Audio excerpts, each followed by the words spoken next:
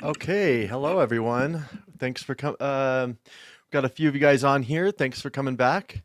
As I mentioned, I made a Facebook post about this, but I was streaming this last time, the last couple times to both Facebook and YouTube, but I wasn't getting many viewers on Facebook, and just to save on bandwidth, so this will be a better stream, hopefully. I'm just doing YouTube today. So if you are joining us, well, obviously, if you're joining us, you're with us. So. Um, if you could help us get this out, so if you could share this link to your social Jason, media. it's Yes. doubled up again.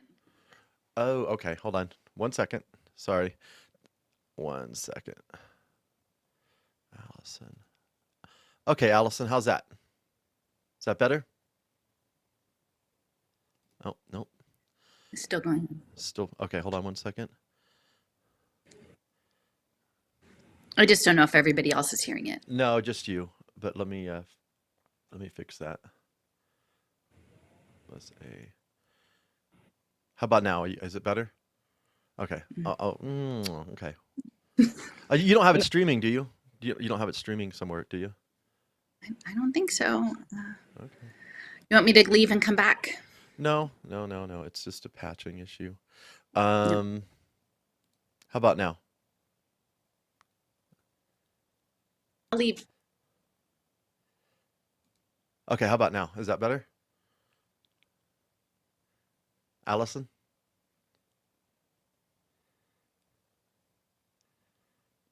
Hey, Allison. Can you hear me? Hmm. This thing. I didn't change any of the settings since last time, so it should be all the same. I think we lost Allison. Okay. Well, hopefully Allison will come back on here momentarily. Oh, It there you might are. have been open on another tab. Okay, sorry. Okay. It must have just looped in. I was Yeah, trying yeah, to. it's okay. Yeah, because I was like, oh, all the settings are exactly the same as last time, so I'm like, Sorry, that was oh, on me. that's okay, no worries. Okay, so so we're gonna show another clip of another part of the interview that I did with Allison in May of 2020, and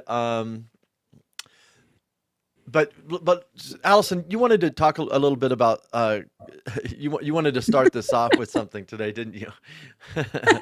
I'm not trying to start anything, really. No. Um, well, so yesterday, like Jason, you put up our last field visit at Rice University, which was pretty great. And thank you so much for all of your hard work in both doing the filming on site and editing and putting all that together. So, yeah, so we closed up that project. It was like 24 different plus videos at different locations. And I think there was a comment on the last one, which uh, the places at Rice, like I had left some natural material sort of offerings, the dandelions and some tobacco or feathers or things. And for people who follow me, it's pretty consistent in that I feel very strongly that as we look towards this reign of biosurveillance and human plus existence and nanotechnology, that this idea of being a keeper of natural life is really important. And for me, it was informed by learning that I had people who taught me more about an indigenous worldview, which again, I'm not trying to appropriate, but I think it makes a lot of sense, is the idea that we are relatives, that we are sibling beings with all the other beings in the earth. And that, there's a big effort now to sort of put our humanity up and above that, like this level of scientism that we are almost people, certain people aspire to be gods. And so I really lean into this idea that the attempted erasure of the culture and lives of the original caretakers of Turtle Island. And this goes way back even to the Roman Empire and the domination of the peoples of Europe and the peoples of the United Kingdom into these systems of domination is really important. And that the reservation system is sort of the model of Agenda 21. And that in order for us to pass through this moment, that there's a profound social reckoning, and that reckoning is about this history of domination and trauma. And the trauma is on both sides, and I won't say it's necessarily equally on both sides, because clearly the cultures that were decimated by the people who are imposing manifest destiny over existing sovereign nations who had a different relationship to the natural world, a non-commodified relationship to the natural world, came out much worse in the bargain than the rest of us. But those of us from a European background, the colonizing background, are also trying to process this trauma. And it wasn't anything that we chose. We're just born into this time and this thing to look. And that's what I try to do, is to look. And I don't necessarily offer specific solutions, but I think that we can't figure out how to proceed until we actually look at the history and know.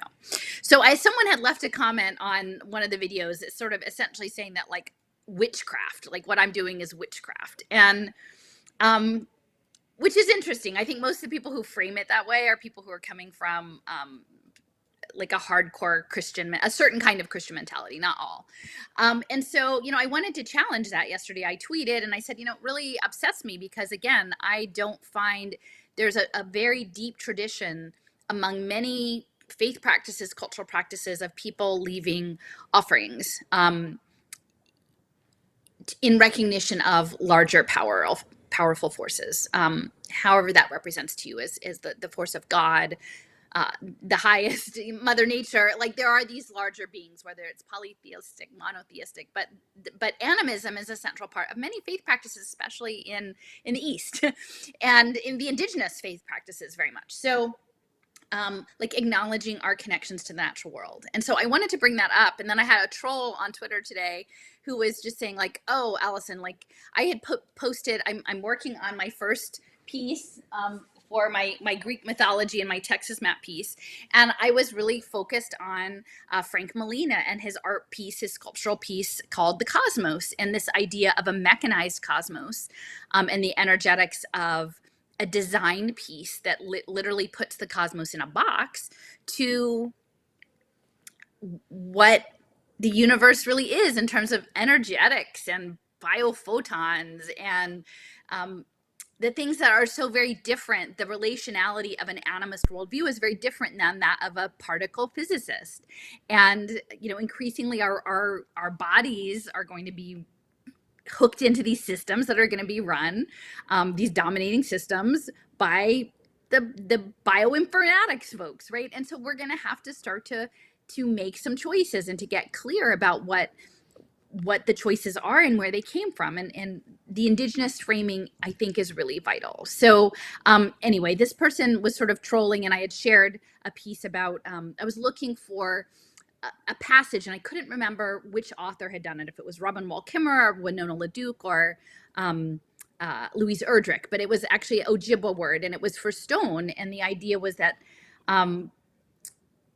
that stones in Ojibwamoan are animist. It's a noun, but it's animist. And this idea that I love to pick up rocks and looking over beaches and looking over pebbly creek beds and finding rocks and put them in my pocket, put them in my backpack, bring them home. So I'll take them back out and leave them places. But this idea that the stone maybe chose you, like the stone chose you. It wasn't that you necessarily just picked the stone, but that the stone wanted to go home with you and to have that we're doing the work of moving the stones around, and they let us know when they want to go. And so I thought that was wonderful. And I was trying to find that passage, and instead I stumbled upon a short story that I'm going to link to in the New Yorker called The Stone by Louise Erdrich, which was a woman's relationship to finding a stone as a child on the Great Lakes, and her relationship to that stone throughout her life and onto death. And at the end, this idea that perhaps her molecules of her body would meld in some over the ages in these reciprocal circular transformations with the molecules of the stone, and that's how it works. And to me, that's very much in keeping with what John Trudell has said about, we are shapes of the earth. And, these devices that we use that try to mediate our relationships and our connections to nature, they have stones in them, right? Like, they have the silicon chips. They actually are these similar minerals, right? And they're just manufactured, and they become civilized, right? And so, I was trying to find the passage about the stone, and I couldn't find it, but this is a book that I really loved called Recovering the Sacred by Winona Leduc. And I want to read a short passage here because I think it speaks to this concept of, I'm not here to dictate to people what their faith practice is. But I think we have to be very aware of attempting within especially resistant spaces to dominate others and to say that you know better for other people, and that there is one right way to be in the world and be in the universe. And I would argue that I think that there are many ways, and so we should be assuming that your practice is not harming other beings or other people. Like, be respectful of other people's practices, because I think in this moment, which I feel is an energetic spiritual engagement, we need all hands on deck. So we need all authentic people who are connected into natural energetic systems to like stand up to this thing. So so this is from Winona Leduc's book. It's from the foreword, What is Sacred? And I'm just going to read a couple short paragraphs. Xenophobia and a deep fear of native spiritual practices came to the Americas with the first Europeans. Papal law was the foundation of colonialism. The church served as a handmaiden to military, economic, and spiritual genocide and domination. Centuries of papal bulls posited the supremacy of Christendom over all other beliefs, sanctified manifest destiny, and authorized even the most brutal practices of colonialism. Some of the most virulent and disgraceful manifestations of Christian dominance found expression in the conquest and colonization of the Americas. Second paragraph. Religious dominance became the centerpiece of early reservation policy as native religious expression was outlawed in this country. To practice a traditional form of worship was to risk a death sentence for many peoples. The Wounded Knee Massacre of 1890 occurred in large part because of the fear of the ghost dance religion, which had spread throughout the American West. Hundreds of native spiritual leaders were sent to Hiawatha Asylum for insane Indians for their spiritual beliefs. And so I think that this history, I just want to center that because it does, I think, really blend in with my perspective on how we address what's coming, is that it didn't come out of nowhere, and it isn't something that we're going to easily fix, because it is something that we are enmeshed in. We're enmeshed in these histories of colonization. And then what does it mean to be civilized? What does civilization mean? And in this case, and Stephen Newcomb speaks of it in his book as well, is that you became civilized by building the mission churches, and then you became part of the system. And so those practices now that were wrought about against populations that stood in the way of resource extraction, that they were they were killed, erased, their language was taken, their cultural practices were taken. Well, now this net, in my opinion, is much wider. It's all of us. And so we need to figure out, like, reflect on that and figure out our positionality within the present circumstance. And for me, it's very much about looking at our relationship to one another and to natural systems from a space of non-domination. And so I would just reassert, I'm not here to be culturally appropriative, but for me, what makes sense is that when I am in communion with the natural world, and it's speaking to me, whether it's through my encounters with stones or leaves or feathers or things, and then I make that assertion in spaces where these tentacles of the military finance complex have come to pass, or places that have experienced grave harm in the past, that I would just invite people, before you would like to dismiss it out of hand, to ask, is this hurting anyone? Is this raising the energetics of our conversation about being natural beings in a world that is being overtaken by nanotechnology? So anyway, so I just wanted to start out with that, a bit of perspective, because I think it's important. I don't think that this conversation by any means is the majority in the resistance community space, but I'm not here to necessarily be in the majority. I'm here to push the envelope and to do what the world sort of calls me to do. And so part of that is to have these conversations. Yeah, thanks. And I actually had made a comment on that as well, about the history of accusing people of witchcraft, and some of the negative consequences that have come about from that. My approach to that is just, yeah, like if you're not hurting anybody, I have no issue with your belief system or your faith, and really what matters is where people are coming from. And I realize, like, I had a phase where, I've never really believed in, I've never been religious. I mean, I think as a young age, like probably 10 or 11, I was asking my grandmother, who's Christian, questions about the Bible that she couldn't answer. And I was like, you know what? I really don't believe this thing. And so I've never been religious. I mean, I guess I would call myself an atheist, but I'm not like a firm atheist. Like I do believe that there's something more, like there's something I feel connected to something and I don't know what that is and I don't have a container to put it into. But I think that all the religions are basically mythologies that were created by man to try to explain something that they can't understand. That's kind of my approach to it. And then I realized I kind of had a phase with like Argus Fest. I was showing a lot of films about atheism. And but then I realized, I was thinking about it, and I was like, if I figure out who who I would consider my allies and people that I feel really connected to, they're in all faiths. I have a friend that I don't know what her actual beliefs are, but she believes in fairies, like literally believes there are fairies, and she's really into like herbs and things like that. And so she's got a very earthy thing, but like, I don't believe that there are fairies, but she's an amazing human being. And she's like one of my favorite people in the whole world. And so like, I have friends that are Christian, Jewish, atheists. And to me, it's like, what matters is where you're coming from, what your heart is. And these categories don't really tell me what that is. So if someone believes that a rock is how did you say it's Anim- animus? yeah. Animus. Has spirit. Well, that's what Winona Leduc said. They have agency and standing and spirit. Yeah. See, I don't believe that, but I'm totally yeah. cool with people that do. Like, you know what I mean? Like and who knows? Like, I don't, I'm not the knower of all things, and there's certainly a lot of mystery to life and experience and consciousness, and um, there's a lot that I don't know. But like you said, like when we get into the position of policing other people, I think we need to be real careful with that. Like there's a lot of people that are like really adamant about like forcing their beliefs on someone else and not realizing the problems associated with that are actually often greater than the person's belief in the first place, if it is something that you find questionable. I don't know.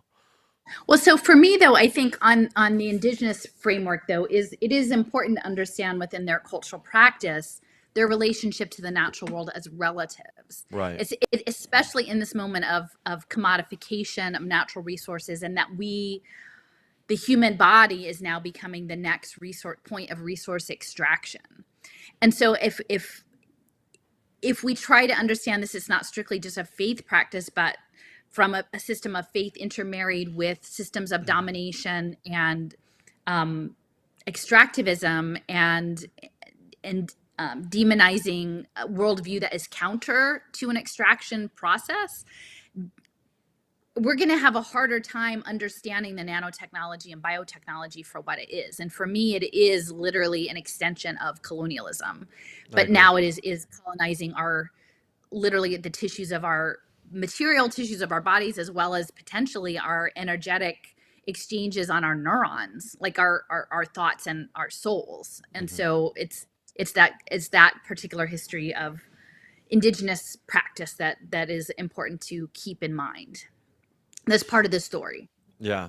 And also too, like there's certain beliefs that are actually healthier in terms of the end result of like how they interact with life. And if you have that belief system, where you're respecting life and you're respecting nature, you end up with a healthier result, even if there are aspects of that belief that maybe aren't literally true. Like my friend, like maybe there aren't literally fairies, but that belief system is actually connecting her in a way to other life and producing a positive result.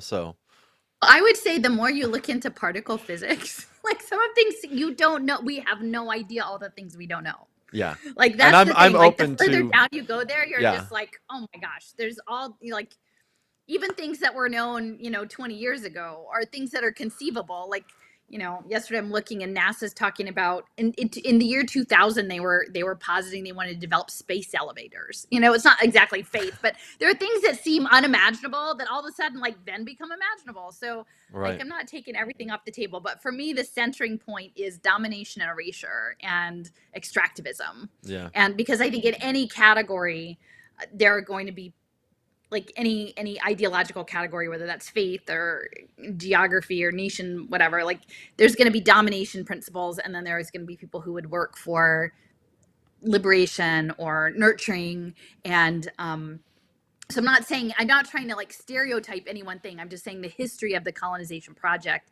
and its interface with religion and faith is very much interwoven with this idea of calling someone a witch or dismissing people out of hand for having alternate beliefs. I would say people who are out there trying to advocate for freedom of speech and freedom of thought and freedom of choices about people's bodies should not be policing other people's thought worldviews. You need to be careful about how you apply. Unless they're criticizing blockchain, in which case they need to just stop dividing the movement.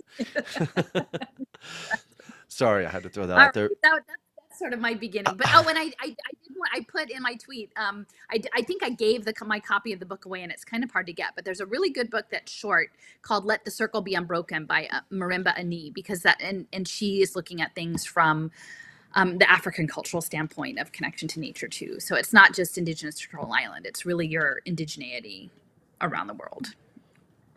Someone said, I think Allison's becoming an anarchist. Actually, in this video from May 2020, she says I'm kind of more anarchist, even in that video. So,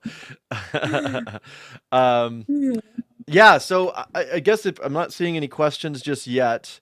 So we're going to show this video. It's just under an hour. And so go ahead and post your questions in the chat. And I will collect them, and we will answer them. Allison will answer them at the end. And try if you can to respond to the content. Yeah, that was one thing. I will answer like, hey, did you randomly see this video or hear this thing? But like literally, if you can apply some of what I said, a year and a half ago to something you've seen in your life, like that would be pretty amazing to me. So. Yeah. So one of the things. What the content of this one is actually, maybe I don't know if it's going to match up, but yeah. Well, I haven't watched this one in a while either, so we'll see. But yeah, that's and one thing. It doesn't just be a question; it could also be an observation. Let's like if people, I guess you would have to interpret that, Jason. We can't bring people on, for sure. And that's the thing about the comment thing, because a lot of times there's like conversations that are happening that are like separate from the video. So it's like, are people even watching the interview? So we do want to kind of like focus on the content. So yeah, if you can form your questions or comments that you want to share around kind of what we're talking about, to try to keep it focused, because sometimes these things can just go off, and next thing you know, it's splintered into 100 different things. I will take one quick question before we start this. Has the work of Rupert Sheldrake or morphic resonance ever come up in your studies? Are you familiar with Rupert or morphic resonance? I'm not familiar. I've heard of Rupert, haven't done a deep dive, but I'm a little bit familiar with it. And I think that there is something to it. I mean, for me, that's when I speak to the fact that like, it's not strictly a numbers game, but this idea that like, if even a small group of people can like focus, like there is, I've looked in like noetics and the noosphere, and that there is this energetic system that is connecting us.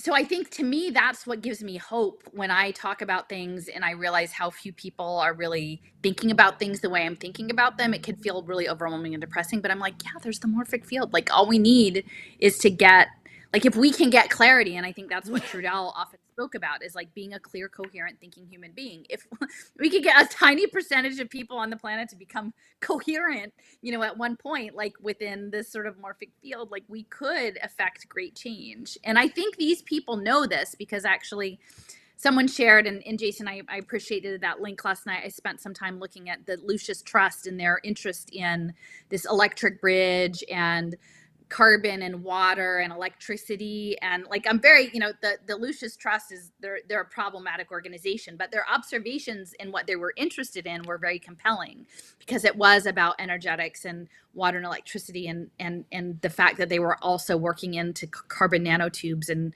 graphene was a little overwhelming for me to look at. But there's quite a bit of interest in these alternative ways of looking at life as plasma, and as ether. And that's why I say, like, you don't know what you don't know, right? I mean, we have to be open-minded to what's out there. So yeah, the morphic field, that is something that I think gives me hope. Yeah, the Lucius Trust thing, it looks like really fringe, like almost like a religious, like No, a fringe, it's like new agey kind of like it's science-based not new age fringe, thing. But yeah, I mean, but they've got a relationship with the United Nations, so it's like right? yeah. But normally I would just I look mean, at there's a that and whole kind of element dismiss of it. sort of the one world religion that I think is the goal, is the sort of new agey one world religion, which is where, and Lucius Trust, World Goodwill, which is connected to Lucius Trust, and it's the bridge to the UN. They're doing work with youth. I've talked about that paper, that raising the consciousness of a child, which is, again, and it goes back through Theosophy, Alice Bailey. So Right. there's a long history connected to the Lucius Trust. Gotcha. So we have another question, but we'll go ahead and take it at the end because I want to get this started. So yeah, go ahead and post your questions as you're watching this. And thanks again for joining us. And also, if you could post this link to your social media and share this with others, so maybe we can get some more people on the conversation by the end of this. Thanks.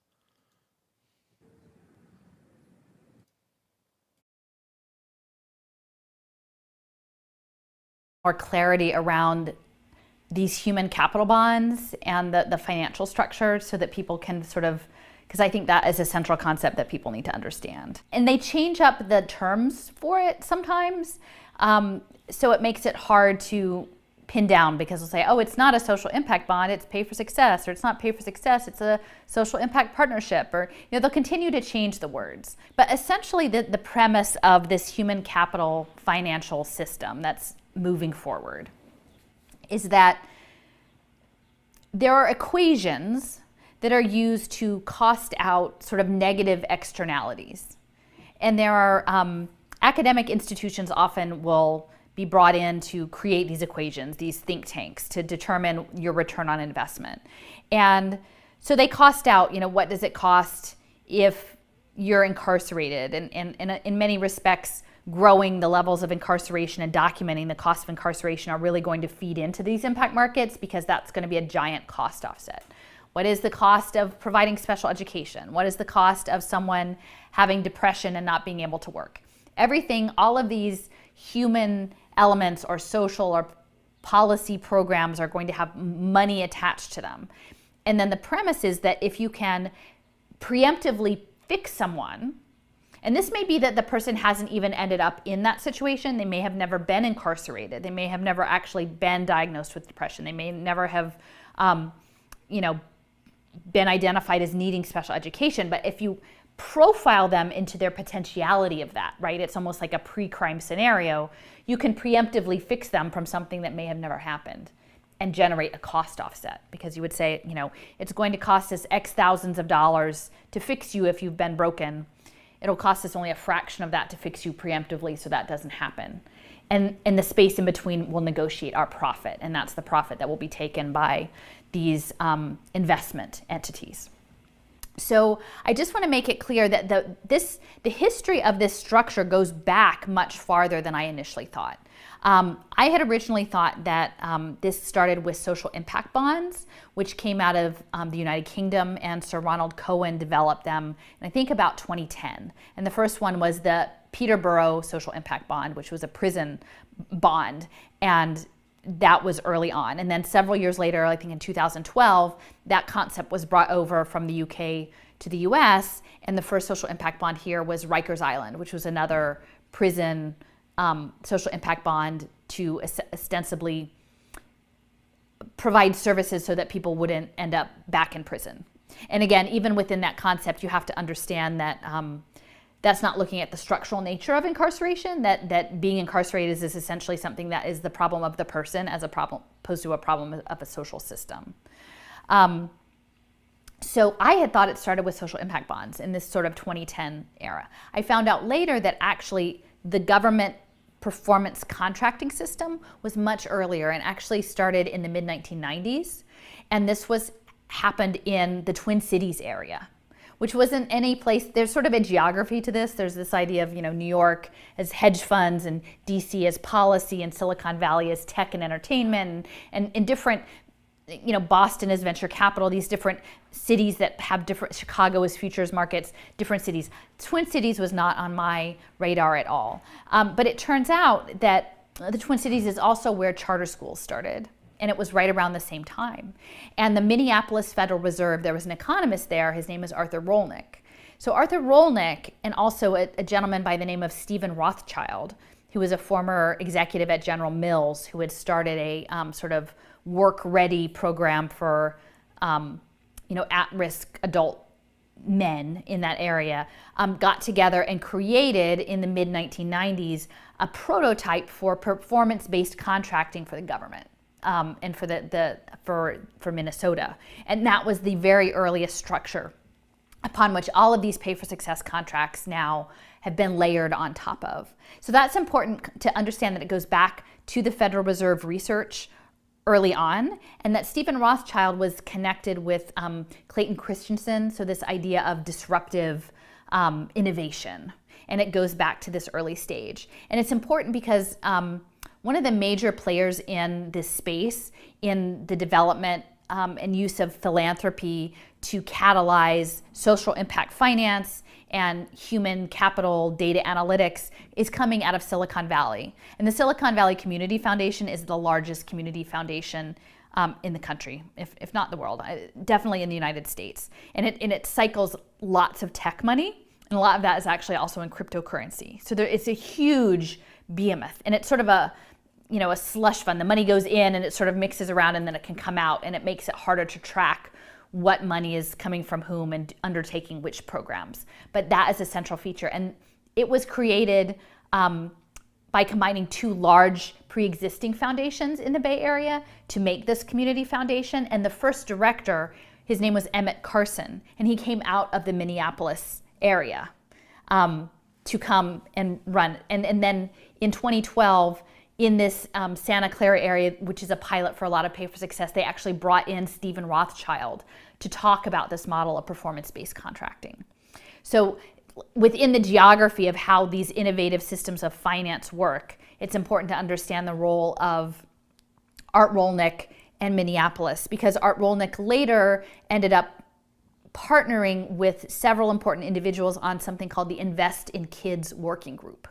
And if you're going to create a human capital market, you want to maximize, and it's based on human capital data, you want to maximize the amount of data you collect.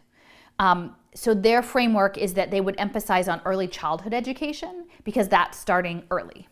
Actually, at this point, they're actually backing up into prenatal and home visits for pregnant mothers. So that's about as early as you can get in terms of like conception to get the data. So it's backed up even further, but there's a profound focus on sperm. I mean, that's... Yeah.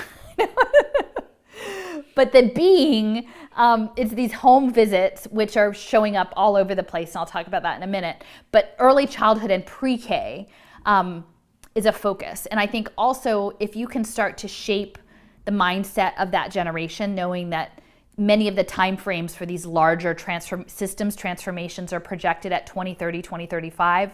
These pre-K kids now are going to be the adults of that future, and you need to groom them in that model. You need to bring them along from the earliest age. So this Invest in Kids Working Group was a connection of Arthur Rolnick from the Minneapolis Federal Reserve. He was the research economist. Jim Heckman, who I had mentioned previously at University of Chicago, Nobel Prize winning economist in human capital, and also Robert Duger. And Robert Duger was a manager of capital for Paul Tudor Jones, who's one of the largest hedge fund managers, Tudor Capital Investments, and he has his own funds. So we have to understand that these human capital investments are integral with not only global capital markets, but specifically hedge fund markets. So, and those hedge fund markets depend on movement of data, continual movement of data for the gambling and the betting and the derivatives. It's not just venture capital that you're going to put money into developing a company or a business over long-term patient capital. No, this is stuff that's moving constantly, and that's why this idea of hooking people into Internet of Things sensors and devices and recalibrating your understanding of their value, their economic worth in real time is so important to this process pursuing. And it's a very grim and sort of brutal process. I mean, I don't want to in any respects say that I'm okay with this, but you have to understand the mechanics to understand why you have kindergarten children with clever badges and why you have pre-K kids on surveillance play tables. It really ultimately is both to serve the hedge fund markets and to train up these kids to live in these virtual environments, these coded worlds that are in the pipeline for the fourth industrial revolution circa 2030. Tell me about the Harlem Children's Fund. So the Harlem Children's Zone, that has been in place for like 30 years. And is this idea that there's this geographic zone in Harlem where sort of it became an area that private investors could invest in community-based services delivered to the residents of Harlem, many low-income residents, many Black residents. It involved privatization of their public schools, often through charter schools, but also wraparound social services supports. Which in many respects seems like a wonderful thing, right? But again, I would say it's being framed as a human capital market. So what the Harlem Children's Zone, it was backed by Stanley Druckenmiller, who was another hedge fund manager. He worked closely, he managed one of George Soros's funds. Together they shorted the British pound for like $1 billion. So that's the kind of work that they do, and they're involved in this social welfare program in Harlem. Again, over the course of 3 decades. Paul Tudor Jones, who Robert Duger with the Invest in Kids Working Group had worked with for quite a number of years, another hedge fund trader, his charity was called the Robin Hood Foundation. It is called the Robin Hood Foundation. And it is sort of one of the most sought after sort of peer groups of the hedge fund trader philanthropy community in New York. And every year he has a giant gala and Oprah Winfrey comes and all of the people come. And, it's the place to be is at the Robin Hood Foundation Gala. So the Robin Hood Foundation is pouring money along with Stanley Druckenmiller into the Harlem Children's Zone for these social welfare programs. What has come out of it over these decades of like studying these folks as sort of test subjects was a set of equations. It was a book that was like 168 pages long that had return on investments of different types of investments in poor people. So if you gave a poor child, a low-income kid, glasses, this was your economic return. If you treated their parents' addiction, this was the return. 168 pages of cost offsets based on investments. So essentially that is the manual that once this scales well beyond the Harlem Children's Zone, in order for these hedge funds to play the game, the rules have to be clear. There have to be a clear understanding of what the returns are and what the metrics are, and it's all agreed upon. If the rules aren't clear, no one's going to play the game, right? And they need the game to go on. So all of these systems were put in place to standardize the terms of the game. Now, Geoffrey Canada led the Harlem Children's Zone, and it's interesting because Canada and Stanley Druckenmiller were both at Bowdoin at the same time in Maine, small school. And so they were very tightly connected. Now, Canada has since sort of stepped back from the Harlem Children's Zone, but is working on consulting, and is consulting in promise zone neighborhoods that have been laid out in federal legislation as sort of these investment zones all over the country. And these promise zones and also later opportunity zones have been set up to accept this sort of private investment in human capital. But we have to understand all of this human capital as something that quantifies people as data and essentially values people merely for their perceived contribution to an economy that is increasingly run by robots and doesn't need people, right? So it's a very twisted system of how we're both profiling people, controlling people through the data, all of which is framed as a caring service providing role when really it is not empowering to the people. It is very paternal, like controlling of the people, because for the most part, there's not a lot of choice made in how they operate within these investment systems. They're just acted upon.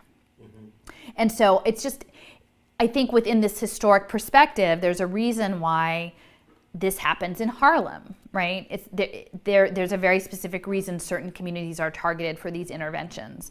And to believe that these hedge fund managers, including Paul Tudor Jones, who got his start in cotton futures specifically, you have to understand it within a continuum of history to make sense of it. The other piece is that I had mentioned home visit legislation. South Carolina is the pilot project for this nurse family partnership home visit program tied to Pay for Success Finance also. As part of this package, and this is partnered with South Carolina Medicaid, they were slipping in this app. It was a behavior tracking app called Goal Mama. And this app was actually developed by the wife of Pierre Omidyar. Pierre Omidyar developed eBay. And she has like a patient compliance neuro research gamification program going on. And so they developed this app, and it was sort of, pitched as they would solve poverty, because all you need to solve poverty is a nudge, a digital nudge at the right time to make you make the right choice, right? It's not looking at structural analysis, it's merely imposing from the outside these coercive digital measures on vulnerable communities. And this was embedded in the Nurse Family Partnership Program in South Carolina. So again, South Carolina, like a center of, Black resistance to slavery. Like, there's a reason why these different geographies are targeted, and there's historic overlays to that. These there's a significant home visit legislation that's happening all over the country now that's being pushed really hard, including like having people in the homes of women like a few days after childbirth. And the question is, to what end? Is it to get this predictive analytics data for these investment programs? Can people refuse these programs? Is it going to come with a digital identity system for these children? Because the state of Illinois has actually piloted blockchain birth certificates with Evernym, which is a Salt Lake City based company. So they're talking about blockchain birth certificate programs already. And then how do we extract from this? How do we keep our families and our kids out of this data analytics systems?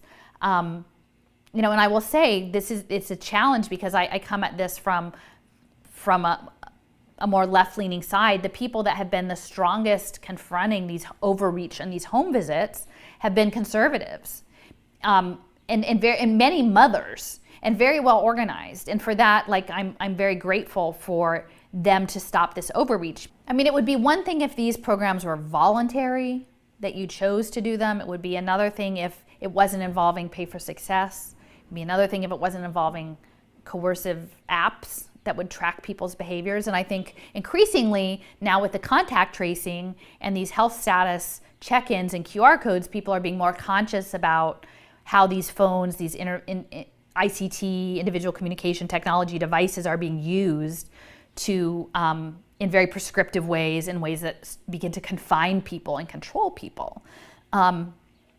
We need to be having really robust conversations about what's going on here, because children are, I have this banner that I keep taking out with me. I'm like, children are not impact investment commodities. They're not data commodities. They're children. And I think at a very fundamental level, across political spectrums, like, we should be protecting our children from these systems, all of our children, and not just my child, but we should be standing up with the people who are most at risk in these situations. And I think there's a lot of concern within the context of the pandemic dialogue of family removal, family separation, a lot of uncertainty about how this is actually going to play out. But I think, this will disproportionately impact frontline workers, workers in care industries, many of those precarious workers, people who are Black and brown Indigenous folks who are going to be at risk on the front lines. And how do we protect their families, their family units? That's really important to think about. So it's kind of the intersection of these two things. If you're talking these investment markets, everything is about virtualizing life in social relations and uploading it as data on a dashboard. And it's very important to understand that these dashboard entities, who they are, who's creating the dashboards that are going to run our lives. A big force in this is Salesforce and Mark Benioff. So he's a big person that's backing these data dashboards. Also, Microsoft and Ballmer, they have these social suite, social solutions that are going to, if you're going to do these performance-based government social welfare, privatized welfare contracts, you need them on a dashboard.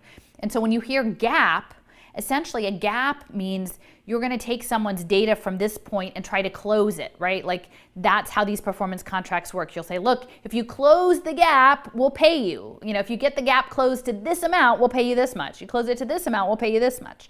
So it's a way of engineering humans and communities on dashboards.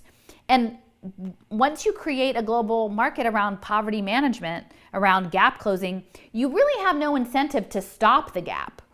Like once the gap is closed, the game is done. Like we're just done with the game. The gap can never close. So the gap can shrink and expand and be managed and moderated. And if you understand that the investors in this are hedge fund investors, some of whom will likely, that the debt on this privatized social welfare will be securitized, and that there will be people who are actually shorting these deals. So there will be people betting that the deals work, that the interventions work, but there may also be people buying the debt, betting it won't work, right? And that totally undermines this idea that we're only paying if things work. Once you securitize the debt and people are betting against it, it's the whole thing. Like it's a catastrophe, right? But the idea of dashboards and gaps are critical. They will never eliminate the source of their market. It's not logical to think that the global hedge funds would create a system that would ultimately stop their market. If it's profitable, you will grow that market. That's just how it is. That's the logic of the market. If it's profitable, you will create more poverty that's managed. That's just how it is. We're a city of high poverty. I'm in Philadelphia. Right. So we're identified, and we actually have been specifically called out, like the Philadelphia Economy League wrote a white paper in 2016 saying that we're going to be the impact economy. Like we are so great because we have a lot of poverty. We have a lot of people who love innovative finance and a lot of rich people. And you know what? Like if you've got a lot of something, how do you make money on it? So they're going to make money on poverty with pay for success finance. And you know, when I talk about metrics, there's this metrics book that's connected to the Robin Hood Foundation, but there's other ones too. So a lot of these programs run on public-private partnerships. That public-private partnership model is instrumental in the pay for success piece. And because that's the outsourcing, that's to say like, oh, government doesn't have it to pay for itself, but we'll outsource it and we'll just pay if it works. There are going to be these new companies that will be these hybrid corporate for the public good. They're called benefit corporations. And some of them are out there and they're like warm and fuzzy, like Ben and Jerry's, and you know, they'll sell you like shade grown coffee and fair trade textiles, and like they're framing it as sustainable development. These benefit corporations that are checked off like on the boxes of like being good corporations and get these certifications, but really these benefit corporations are going to be used for these privatized partnerships, and a lot of the charter schools in California are registered as B Corps. The B Lab was funded by the Rockefeller Foundation. It's out in Berwyn, out on the main line. And they've done their own metrics. So they've set all of their own rules about how things will run with educational technology and the success metrics that'll go along with that. And that keeps the rules of the game clean and going. So Philadelphia has a new poverty committee. It rolled out last year to manage our poverty for profit.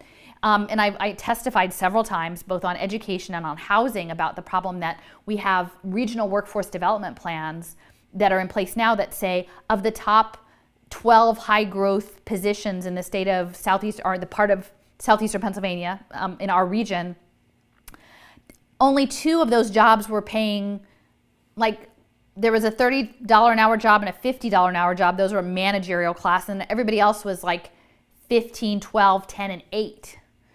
And they're talking poverty, but they're not talking about the gig economy. They're like, oh, maybe we should talk about the gig economy. Like it never occurred to the city council people after multiple public hearings that like they actually need to be talking about the gig economy, that you couldn't talk about homelessness without also talking about the fact that our workforce plan says a vast majority of people are making $10 an hour. Like, so to me that indicates that there is never an intention for people to be economically independent. That they intend for people to work at Walmart and McDonald's and at these subpar wages and then maybe get this UBI surplus to try to scrape by, but they will never be independent. And a piece of that that's part of this poverty committee is something called the Benefits Data Trust. And it's in several states, and I'd have to refresh my memory about it, but it is about sort of connecting people with benefit systems. And that is what I would say is like my thought process has changed when you understand social welfare as a human capital impact market that's being run by big data and big finance. Suddenly, this idea of the government taking care of people becomes a lot more sinister if the taking care of part involves apps on your phone and tracking and biometrics and putting your snap on blockchain. It's a very different thing than we were led to believe growing up. And so will we stand down and just cede all of the autonomy of people to make their own way, like to have their own path and to support each other in that? And I think the world that we need is a world where this wealth that is locked up in these small numbers of people in this transnational global capital has to come down, redistributed. And it should not be redistributed through these impact investing schemes, because that's incredibly predatory. And again, the data that's coming off of all of this is feeding into AI. And I think that's a terrible thing. That's coming through IXO Foundation, based in Switzerland, is part of this, these blockchain identity systems, and they intend to feed the Internet of Things data that's tied to the human capital analytics into something called Ocean Protocol that will be used specifically to build AI. So like they're mining poor people for data to build the singularity. And like no one's gonna get it until it's too late. It's just. Can people opt out then? Well, so I think our question is, and this was my struggle in education. I kept thinking like, okay, so I refused Google Classroom for my child. Like, I was probably one of the only people in Philadelphia who didn't use Google Classroom. It was pain and my kid was very accommodating for that. But it was difficult, right? They want you to do the thing, but we could still do that. They managed to make it out before we turned education into a series of stackable badges, which is what's coming with this learning ecosystem model. Great. What happens if you, and the thing with this pay for success finance and learning ecosystem model is we have to understand that the voucher, like the SNAP voucher, that's going to be your education voucher. And they're going to say like, oh, you can be a free market person and buy your own education. You can make all the best choices with your voucher to buy whatever you want. But really most of the stuff you're going to be able to buy is like cheap, terrible online curriculum. And navigating that, the rich will be able to supplement those vouchers with their own money, and the poor will be stuck doing work-based learning in very difficult work situations, I believe. And then the entitled kids will get to work at law firms and stockbroking houses or whatever. Like that's how it's going to go. But once they have these vouchers, they will be coming after the homeschool kids and the unschool kids, because the library will be issuing badges and the community theater will be issuing badges, and they will be sending the data back because they're going to get paid back off of these pay for success contracts too. So all of the things that homeschool, like traditional homeschool and unschool families had access to, will get co-opted. So okay, so say we just step outside of all of that and we build a whole parallel education system that doesn't take the vouchers, that's completely independent. Okay, well then your child gets to be 18 and has no badges. In a world that demands badges. Like, oh, every kid that graduates, maybe, in 10 years, everyone graduates with 200 badges. Well, you've got the unschool, like the hardcore unschool kid who has no badges. Where do they go? When a global economy is increasingly mediated through AI, human resource stuff. So we have to build a whole new thing. And I'm not saying any of this is easy, but what I feel like in this world that's coming, there will be the tiny bit of billionaires. There will be a cohort of people who are the data analysts that run the dashboards and manage the people who run the dashboards. And they will be essentially oppressing people. Like their job will be to manage the oppression. And then there will be everybody else who will be the oppressed. And like, I don't, as a parent, want to aspire for my kid to like succeed by being in a position to be the oppressor. Like, and I don't mean to say that we haven't always lived in a situation where people of privilege have been in positions of enacting certain levels of oppression. But it will be increasingly brutal and increasingly automated. And I think the mental health impact of that on everyone is going to be devastating. So I'm just trying to think through, how do we build a world with no badges, with real knowledge, with reciprocity, in which the resources of the earth and the community are shared in ways that support humane relationships. And that's, I know that's not tall order. Maybe humans are not that good at that. Maybe I should just throw it in with the robots. But I don't want to be with the robots right now. I'm still resisting. How do people get paid then? So I'm an investor. I invest in this social impact. Where does that money come from to pay me back plus my profit? Well, so for now, for the moment, and this is all sort of fictitious capital, right? So it's kind of like they're just making shit up. But is that the government will agree not to pay for the services straight out, but only pay for the services if they work, okay? So this is this government performance piece, that they'll somehow come up with the money if you can guarantee hitting the data mark that you have to hit, so that your kids in online pre-K get a certain score, or your kids, that's how it's structured. Clearly, if the rich people are not paying their taxes and the poor people can't pay taxes, eventually the government will start to not even be able to do that at all, which is interesting. So then there's another form of innovative finance, which is the next generation, that's being called the impact security, which is piloted by these two women, one of whom is an Wharton alumna. And they have piloted this concept where, how do I say it? So an investor can invest in an evidence-based program with a performance-based contract in a nonprofit. And if they achieve it, they can be paid back by a foundation. So in the impact security premise, the government isn't really involved at all. And so in this case, if you realize that the corporations, many of whom, say the technology corporations, have parallel foundations, you essentially create the human capital battery system. So say, for example, you have Hewlett Packard, and Hewlett Packard decides, and this is all just conceptual at this point, to invest in a early childhood education intervention that's predicated on data, where the pre-K people use Hewlett Packard tablets, products, devices, wearable technology, brainwave headbands, whatever, to get the data. And then they manage to engineer to hit the targets to make the pre-K kids jump through the hoops to get the number that they need to get. And then they're paid back by the William and Flora Hewlett Foundation. And you know what I mean? And you could have the Dell Corporation and the Michael Dell Foundation. You can have Microsoft and the Gates Foundation.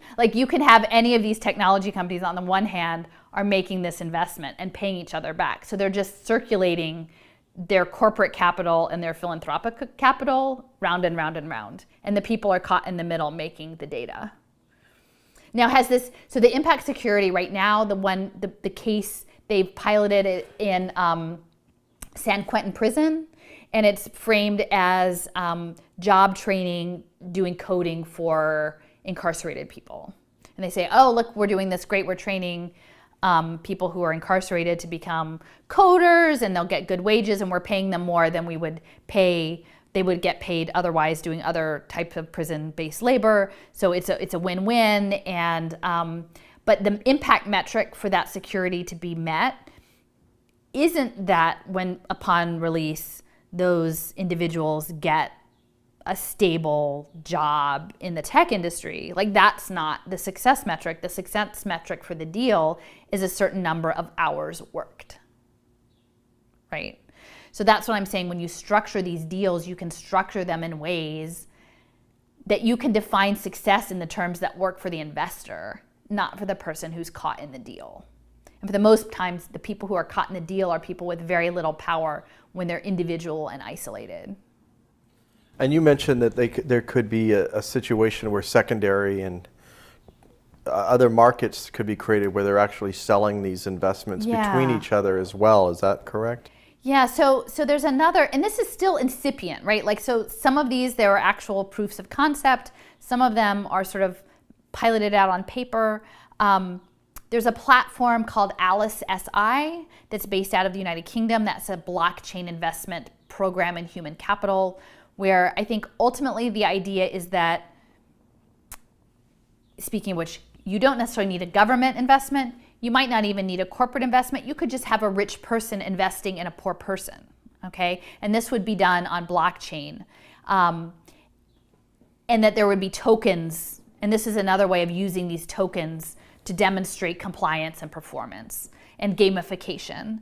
And that the tokens in this, there's a white paper from this Alice SI platform that talks about securitizing secondary markets for these tokens, these investments in poverty interventions, evidence-based poverty interventions. So they are specifically talking about developing secondary securitized markets on that tokenized debt. I don't know at this point if they have actually done securitization on that yet, but definitely they're trying to figure out how to do it. And the other piece I want to mention is in terms of a proof of concept that is troubling. So I had mentioned IXO Foundation was backing amply this pre-K blockchain identity system that was tied to attendance and payments to people based on pre-K attendance in Cape Town.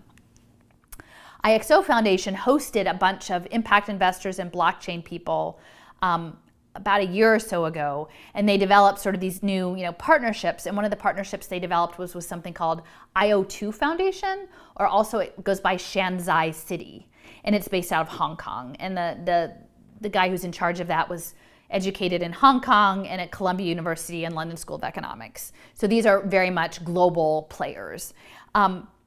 What's come out of that partnership is actually a way of triggering impact tokens for poverty management programs using video, facial recognition video in people's homes. So in this case, I had mentioned these home visit programs are the pregnant mother programs, the Goal Mama app. I had mentioned home visit programs. Well, now you add in a tablet that can take video, and you have social impact interveners coming into people's homes with a tablet that enables video taking and facial recognition on this tablet that would enact blockchain payments if you could prove that the intervention was successful in whatever that way that was. Like, I don't know if the child needs to perform some task in front of you. Like, I don't know if you're documenting. I don't know what, they have a number of papers that talk about how this is called last mile verification on blockchain. But so they are essentially mixing the sort of innovative finance Swiss banking model with sort of cutting edge AI, blockchain, facial recognition work coming out of Asia. And so when I talk about this is not a Democrat or Republican thing, this is not a national thing. I mean, it does involve empire and US finance, but it is a global enterprise that we're looking at, and that what we need is to understand these models, and that any model, once it's secured and becomes socially normalized, can be anywhere very rapidly, especially since it's all connected to the Sustainable Development Goals and often operating through UNICEF. Because actually that pilot program was happening in China, but also in Brazil, in Boa Vista, which was tied to this Bolsa Familia family subsidy for low-income families in Brazil. They were using the same technology, this facial recognition technology, in people's homes.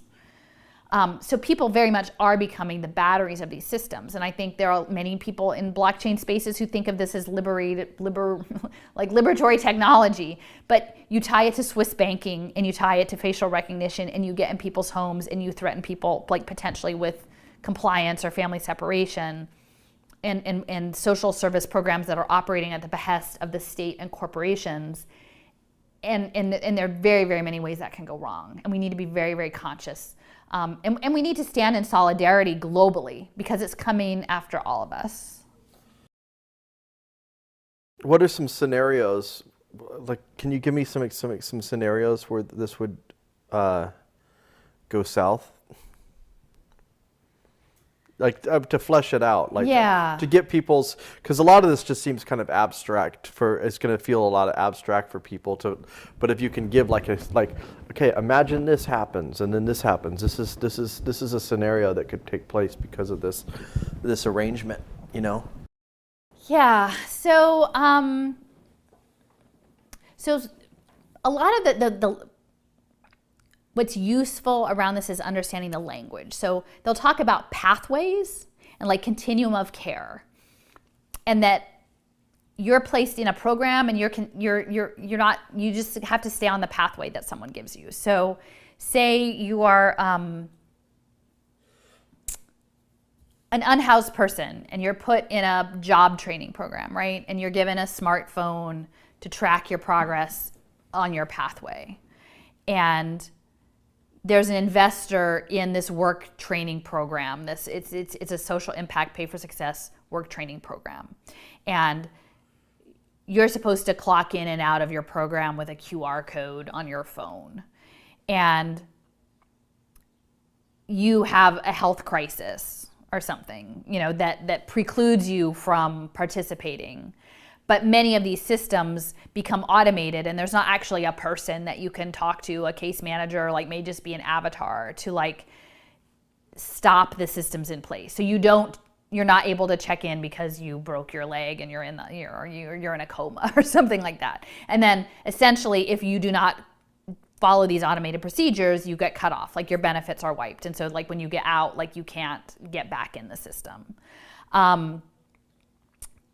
You know, I talked about the surveillance play tables with the kids, like those are blockchain enabled, like that will be part of this blockchain identity, I believe.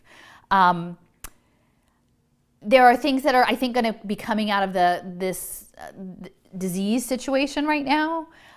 There's a lot of talk, or there was, around the issue of comorbidities and the impacts of people who had pre-existing conditions on having bad health outcomes. And I think we're very aware that Black and brown communities, Indigenous communities have been hit very hard in terms of mortality in this.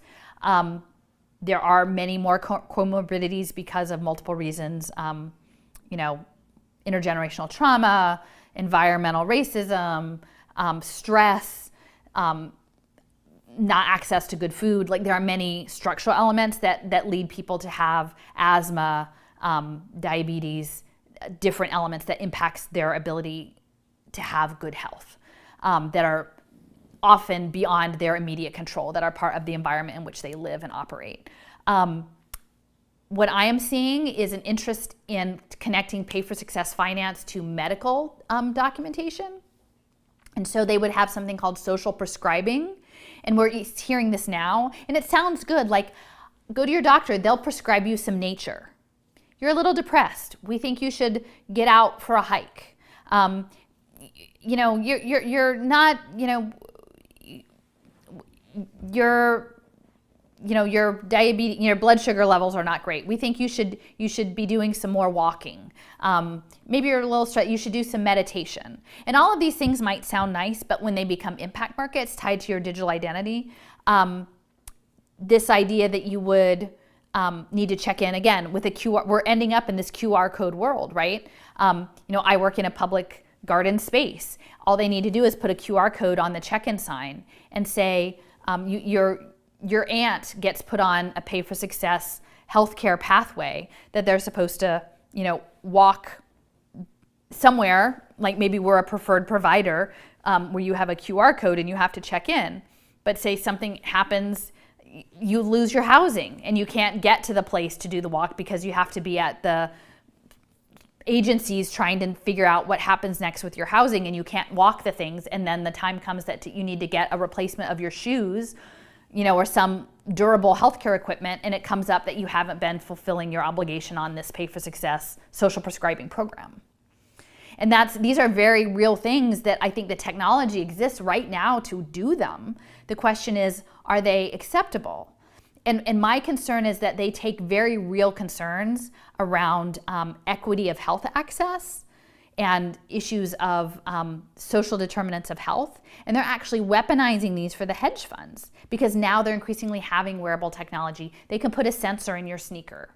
They can give you the brainwave headband and check and see if you've been like meditating like you were supposed to.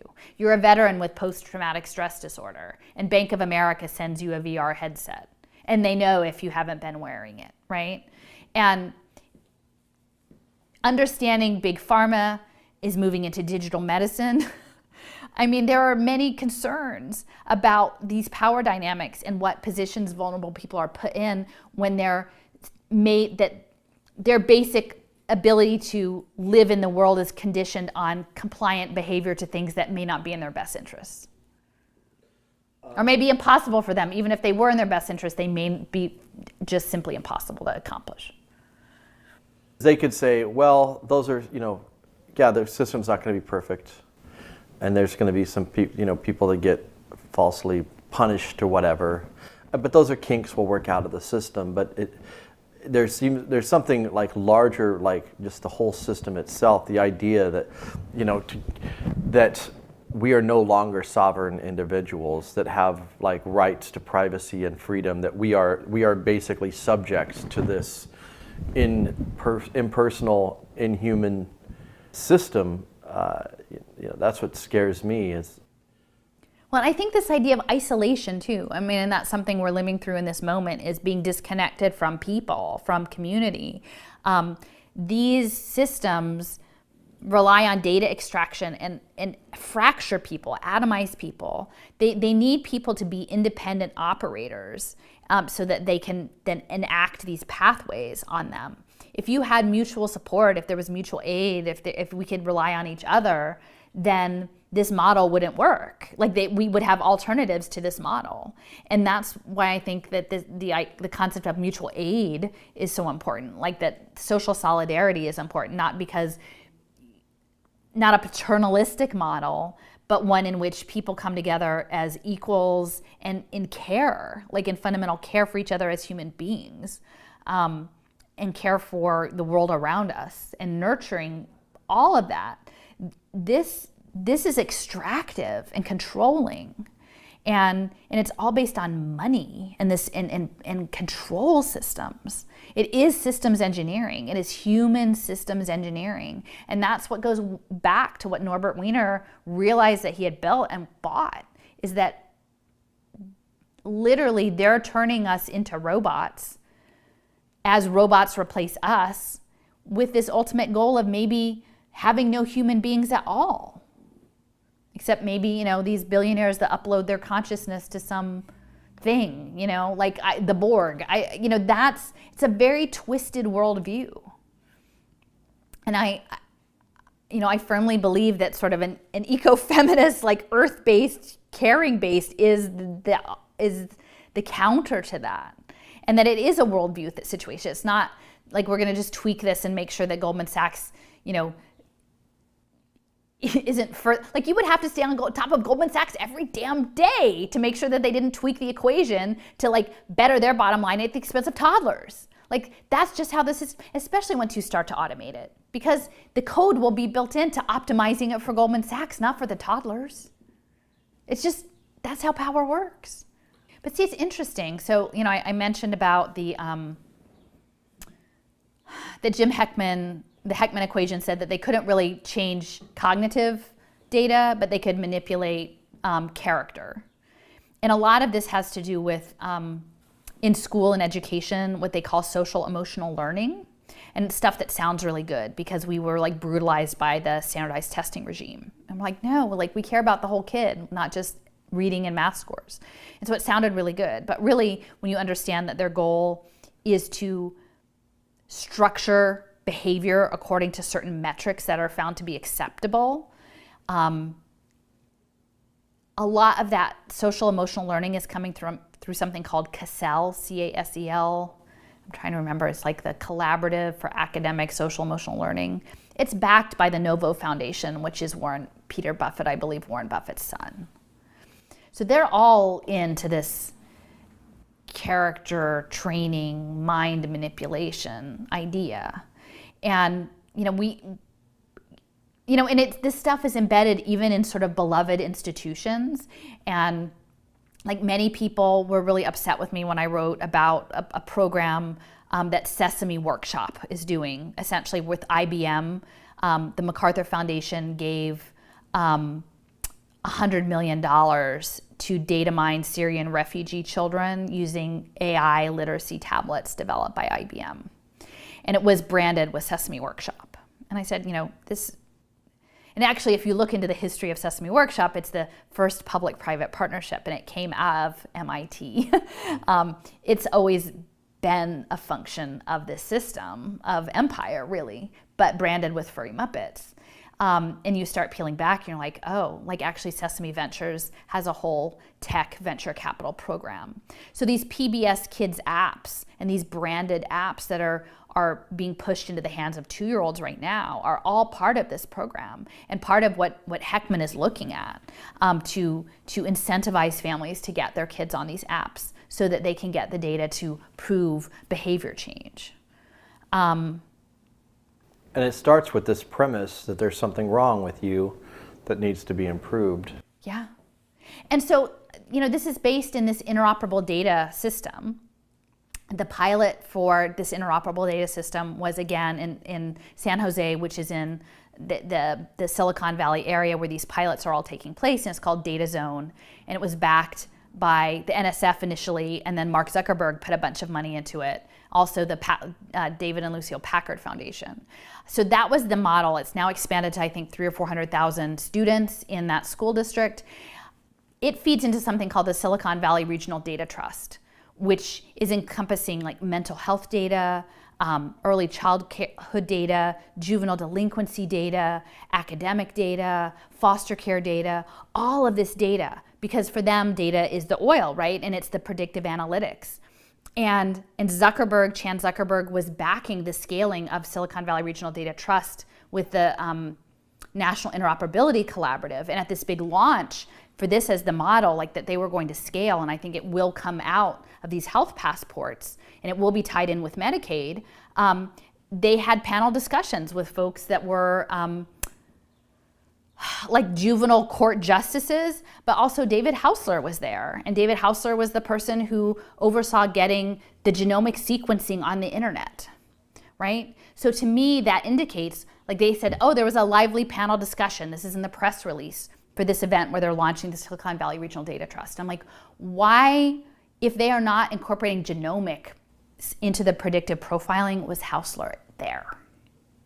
And it seems very clear to me that there will be a genomic component in some of these profiling systems, which very much there's connections to the Templeton Foundation and Angela Duckworth and things that who's still advancing Francis Galton, that there are situations that could very easily veer into eugenics, especially as we're talking about synthetic biology and bioengineering and using school-based community health centers. In a world, again, in which those in power feel like most human beings are redundant and that robots can do the work better, there are profound consequences, and they're all very racialized, and we have to be asking a lot more questions. Right. Geno way. Yeah, it's hard for people to think like these people in power do not think like you and I. Like they have a different way of looking at the world. I mean, that's what power does. We probably would think differently if we had that much power.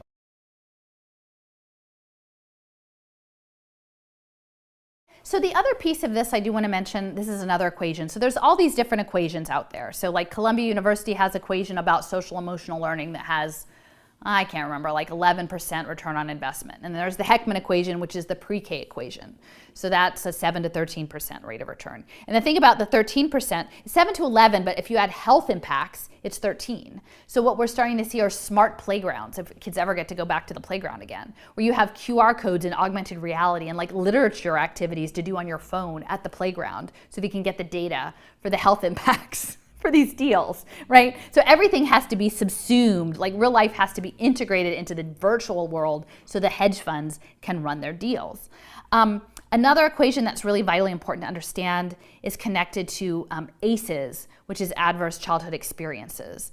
And there are metrics associated with that and the scoring. So this comes out of Kaiser Permanente.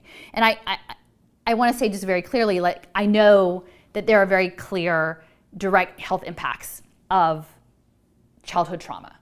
You know, I know that it affects my own family. So my question is, once you've put that on a metric, it gets tied in with pay for success finance. And then you're scoring people. And it also has like genetic components and epigenetic trauma components. So it's very important because in California, Gavin Newsom is advancing screening for ACEs through Medicaid. And we have to understand the way in which gathering all of this predictive profiling tied to trauma scores and talking about what that means for this hedge fund market, because for the market, in the sick logic of this market, intervening for people who are screened as having high trauma scores according to these Kaiser Permanente metrics has a very high profit rating, because when you harm a child, the impacts cross many different areas. People are more at risk of addiction, incarceration, unemployment, mental health, and all of those have numbers connected. So then those children who experience trauma become really valuable targets for these interventions, because you can say intervene with one intervention and say you're going to take profit across all of these other future projected traumas that these kids are going to be fed into, like before it even happens to them. But you can say, like, clearly we know, so the profit taking potential is magnified.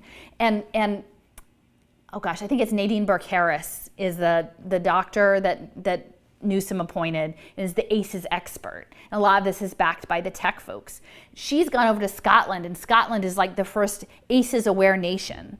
And so they're being set up.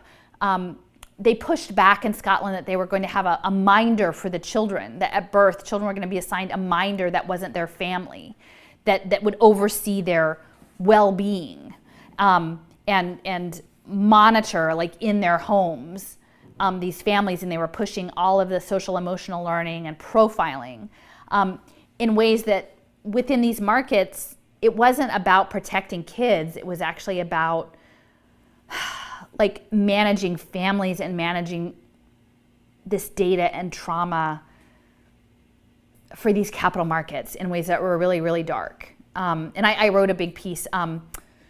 Actually, the other piece of the ACEs is there's a Dr. Layard in the UK who wrote the equation for depression, a return on investment, about the impact of depression on underemployment or unemployment. And so they created that equation, and they used it to scale the mental health provisions for the National Health Service in the UK. They used that justification of the offset of depression. But most of the therapy that was offered was just like digital cognitive-based CBT therapy. It was not other types of therapy. It was only therapy that could deliver the data for the impact markets. So anyway, it's very broad, but I want to say that there are all of these equations, and many of these equations are coming out of very esteemed institutions, right? They're coming out of Columbia, they're coming out of University of Chicago, they're coming out of London School of Economics. They're stamped with sort of the seal of approval of the elite, and that is the hegemonic structure. And the thing about these digital platforms is that, like, there's quite a bit of research that indicates screen time has negative mental health impacts. I mean, I think many of us who are trying to like live in these Zoom worlds or like navigate this stuff are feeling like after 8 weeks how draining it is to try to interface with people this way. It has very significant negative impacts. So the idea that somehow we're going to like do education now online, like beyond the data mining and the surveillance piece, is like the mental health piece. You know, I'm worried that actually what is happening now, because we're hearing a lot about like, oh, we need a lot more mental health in schools coming back because the kids are all traumatized. And like, it sounds like being in schools will be really traumatizing, is that Obama gutted FERPA, which is it's like HIPAA, the health privacy protections for educational records. So when these services are delivered in a school-based setting, actually this much less rigorous protections are in place. HIPAA does not apply in school-based settings. So we're looking at, like, under the framing of community schools and community health centers based in schools, that it puts students in a position of having data collected on them, potentially mental health data that could be very problematic, in ways that is much less protected. and could potentially be used to profile them into interventions. I think there are questions about if, not only with mental health, but other like wraparound service interventions that are proposed for families. If families decline, will that put them at risk of social service intervention? If they're, what we're looking at now is, there's a company called Adhd that's developed like the first ADHD prescription video game treatment. Like, so big pharma is getting into prescription video gaming. So like, what if you have a kid who's stuck on devices in a school and is unhappy, and then the school says, well, we think your child has ADHD. We've screened them into this intervention. You need to log them into Adhd, to do this prescription executive function training video game, or else you can't be in the school. And if the parents refuse these interventions, which are increasingly, the line between mental health interventions and academic are blurring through these digital technologies, like, can you say no? And like, who's investing in this stuff? It's these venture capital monsters, who essentially break people to fix them, to make money, to break them again to fix them. Like, that's the cycle we're in.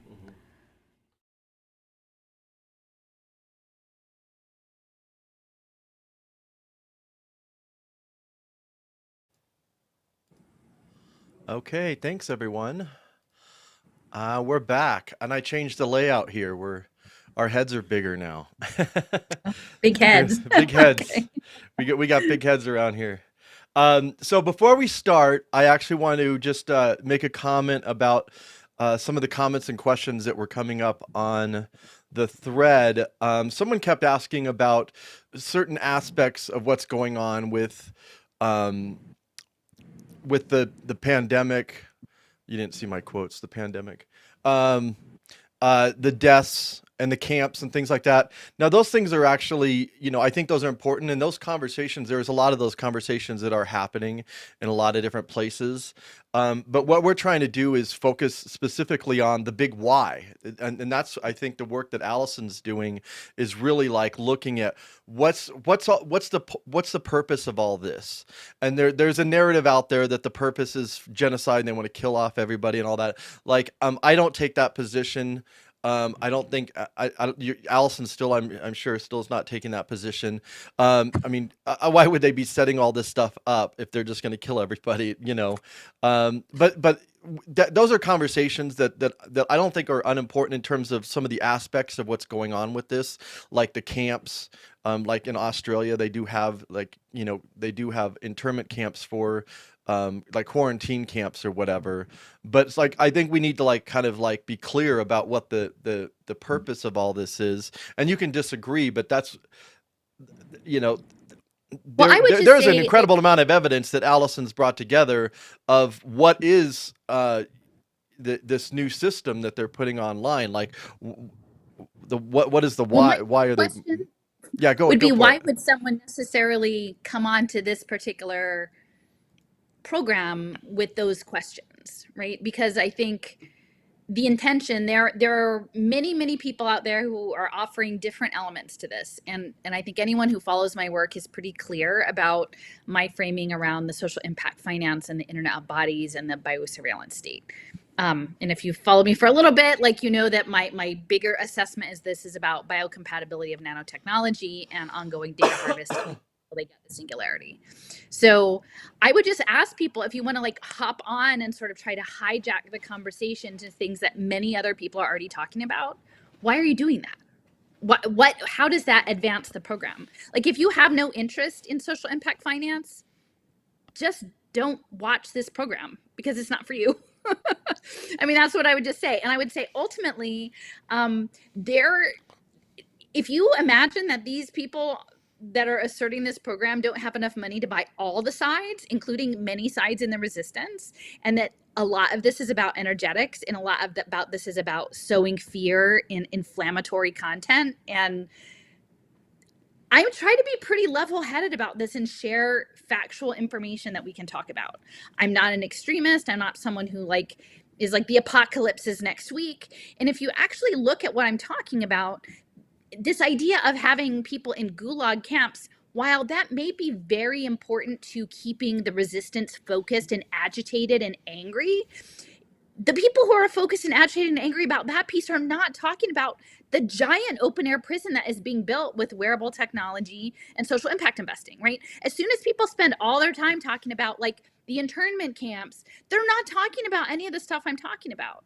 So fine, if that's the stuff you want to talk about, go talk about it somewhere else. But Right. this is a bigger conversation. And I would say, like, literally, like, I don't know if this person is being paid to show up here and try to steer the conversation, but we're not going to do that. There is a reason that this is important content. If it's not valuable to you, just don't be here. That's easy. Right. But we're not, there is a reason that people will attempt to hijack conversations, to be inflammatory, to create and to sow fear, and to direct people into things that I'm not saying that they're not true in some respects, but to not think that the narrative is also managed on the resistance side in that is to be very naive. And so, like, I don't actually appreciate it, especially since we opened saying clearly that we wanted to focus on the content. And there were quite a few people that I saw in the content comments who were focused on the substance of what I was talking about, which is still very relevant. I think the same person said nothing that was over a year old is relevant. That's wrong, because this is actually super relevant. And the whole Extremely. social prescribing stuff that I was talking about, literally, this was 18, 20 months ago that we were talking about this, right? Now it's finally being talked about in the bigger publications because it's rolling out in the United Kingdom. All right? It's relevant. Right. Yeah. So I'm just done. Honestly, I'm just done with people who are like this. If that's what you want to do, if you just want to show up and rattle the cage, you're not welcome. Right. Just, Yeah, and I I am trying to create a more curated space on this where we do focus on these issues because they're not being talked about. You know, we've been doing this this work. I've been helping Allison try to get this stuff out for you know, a year and a half now, and still the conversations overwhelmingly everywhere have not gone past the health space, and it's really and that's by frustrating. design. Right. It's And by the idea, and design. I think what People at this happens point too is know that. what? I mean, at this point, people who are engaged enough to understand the scope of what is going on should realize they're being managed. The Right. resistance is being managed, totally being Yeah. managed. And I think what happens is people are so desperate. They're like, we need more numbers. We need more numbers. And we're like, well, not necessarily. Like, it's better to stay on point and have clarity, in my view, than to have a whole bunch of numbers. So people are like, oh, some big name person is speaking out, and they get so excited and they want to just grab onto that. Like, they think this is a numbers game, and this is not a numbers game. This is a clarity. This is about understanding what it is we're facing and having clarity about that, and to ignore this new system that's being put online, which involves, you know, it's everything you think about economics. Forget about it. This is an entirely new system. This is where your life, your behavior is tokenized, and you're rewarded and punished based on your behavior. I mean, this is totally new. I'm still trying to wrap my mind around what that world looks like because it's so different. People think this is like the old world's dead. The old capitalist system is gone. Like they're transitioning into something that's completely new, and Allison has been working really hard to try to show you what that looks like. And I think that like that is a real thing, that the controlling the conversation, and like let's talk about this one thing, you know, like this one thing that's going on here, and not look at the bigger picture. So that's anyways, I just wanted to put that out there, and you know, so. But it's an important lesson in terms of managing the conversation, because that's what's happening. You are being managed. Now, I'm not here to say that I have all the answers and you should believe me above other people, but synthesize the information, and the stuff that I'm saying is true and it's happening. And why would it not be more widely understood, since I've been saying it since May 2020? Why would all of these alt media outlets not be covering this at this point? It's not like it's hidden. So, yeah, sorry for the frustration. That's all right. All right. Wake up. All right. So I'm not going to answer those. I'm not going to bring up those few questions that relate to the pandemic, just because we want to stay focused. Biocompatibility and giant open air prison based on the Indian reservation model. That's what's coming. Right. And in the meanwhile, the inflammatory stuff, while it may be true, isn't the bigger game, in my opinion. All right. So before we take the questions, I want to first ask you, did you have any initial, like, as you were rewatching this, were there any things that you wanted to bring up or clarify from, watching this a year and a half later? I guess it's not a year and a half, is it? I mean, I think it's on point. What can I say? I mean, it feels, yeah, it's all coming. I mean, the social emotional learning stuff, the early childhood stuff. I know that there were some comments there about sort of public health and home visits. So it's very useful for me to hear from people who are seeing it firsthand. I mean, that's where we should be at this point, is that the people who are working in the caring professions, the people who are the teachers and the healthcare providers and the mental health care providers and the counseling people and the social workers, nobody goes into that profession because they want to micromanage people on a device and create a digital AI twin of families. Absolutely not. So, like, that's where we need to be. And if we can start those conversations in those communities, because what those folks need to understand is that the people who are administering the program, this is a brutal system, and all of the participants are going to become verticals as impact commodities. So while you're managing people who are, navigating difficult circumstances, whether that's poverty, mental health, addiction, what have you, your productivity as an employee is also being managed. So you are going to be the impact commodity. You are going to be the impact commodity as a staff member managing other impact commodities. Everybody's a vertical. And so we have to it's this massive opportunity for solidarity, in my opinion, because this machine is really literally coming after everyone, unless you're a billionaire who has a private island. So it's tremendously unifying if we could just get some coherence about what's actually happening, and understand the breadth of it, that is far beyond the health. And then it's that the schools are the anchor points for the school data healthcare records, and that, what Obama did in savaging the HIPAA data protection in schools was done so the schools could become health centers. Sorry, FERPA. So he gutted FERPA, but HIPAA doesn't apply in the schools. So sorry, I misspoke on that. But that was done with intention, knowing that this was coming, so that the schools could be made health centers and mental health centers. My friend Lynn at Common Core Diva does a really nice job tracking the mental health aspects in the workforce, aspects in the education space. So it's interesting to me. I mentioned the social prescribing. People are sending me things now, like, look, we're talking about social prescribing. They're rolling out, and right now it's a voluntary incentives-based program.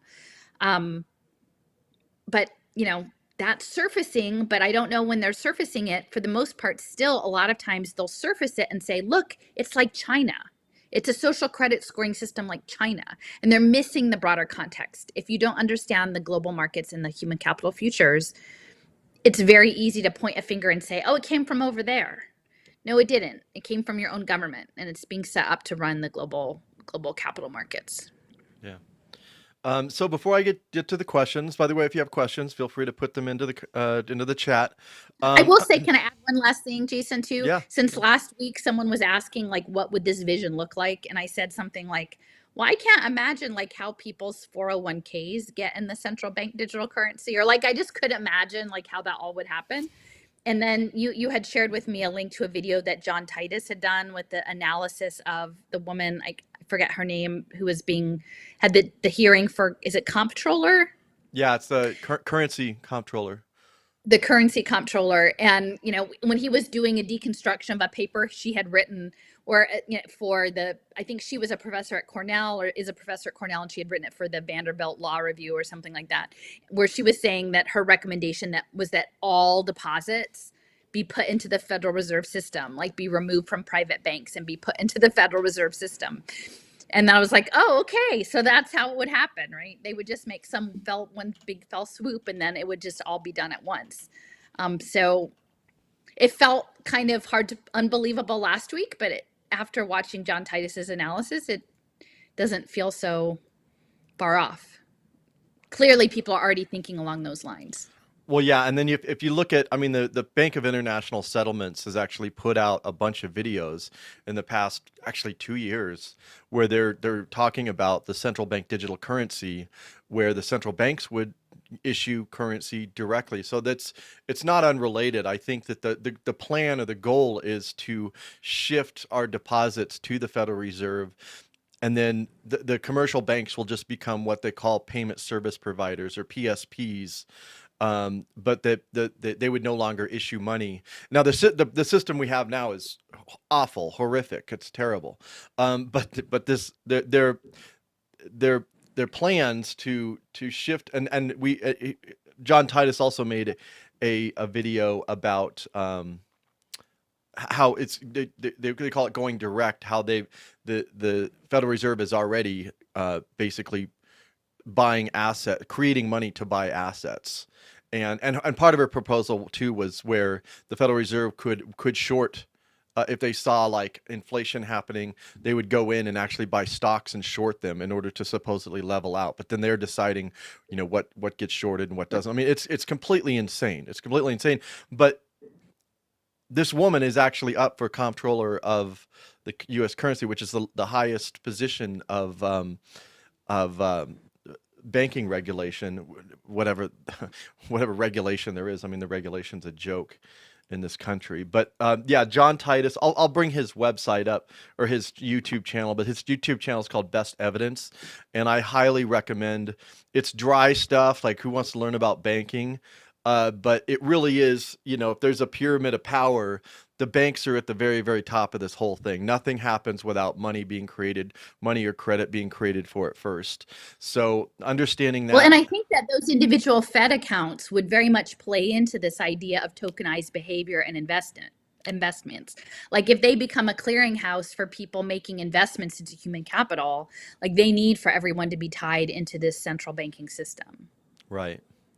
Yeah. So, and I'm still trying to connect. I'm trying to connect Alison's work with John's work, because they are very much connected. And but I don't know exactly how it works. So, here's well, it's never been done before, right? Right. I mean, that's the thing. Like we're trying to describe something that hasn't quite happened yet. We can see the machine, we can see the parts and that they're in motion, but we can't.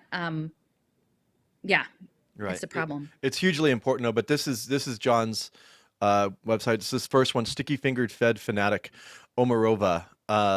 So that's the video we're talking about. But actually, I've spent some time on his channel, because all his videos are very informative, and you'll learn a lot from him.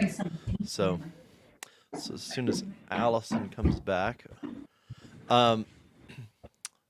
so yeah, John Titus. And I actually did an interview. I've done 2 interviews with John on my channel, Argus Fest, that are worth looking at.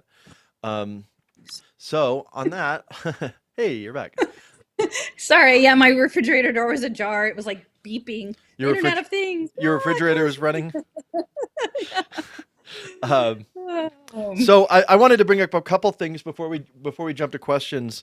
One of them is a really important point, and I've kind of brought it up before, and I'm still trying to figure out how to best say it, really. But you mentioned the idea that like poverty is like intended. And I think that's a really, I can't remember exactly how you worded it, but this idea that things are designed to fail, that poverty is a design part of the system, like it's intended. It's because how can that be? Like there's all these politicians and all these nonprofits and all these people that are trying to fix the problem. They're trying to fix the problem. And the idea that like, well, the people that actually create the system actually are the idea that they deliberately want people to fail. Like they I don't think they tell themselves that. Right. You Like, think I so? mean, I I think would there's think at least some of them that people- do. Well, maybe at the very top. Yeah. I think there's some that know exactly what they're doing, but when you start getting, people always ask me about Bill Gates, like, does he really believe what he's saying, or is he just an evil bastard or whatever? It's like it's really hard to get into someone's head. Like, who knows? But the results of what they're doing, and you're like, this is not a dumb person. Like, clearly this is a harm. This is causing harm, and you have to really have your head in the sand to ignore all the harm the damage that's being done. But I don't know. Who knows? I mean, it's difficult. Because so much of the apparatus is built around managing problems, right? And when I was working at the Garden, like for years, I could see social prescribing coming. I mean, I could read the papers. I could see that it was coming. And then you see, Niantic, augmented reality. Now we're wearable technology. And I'm like, trying to talk with my colleagues who are all very caring people who care about people's well-being to say, listen, someday is going to come when some managed care consortium is going to show up and say, hey, you do a great job with, vulnerable communities. Wouldn't you like to be part of our network? And then we would say, well, what does that entail? And they would be like, well, just put a QR code, here on your sign. And then you can be part of our, active living, healthy living program. And then everyone tells themselves that that's a nice thing.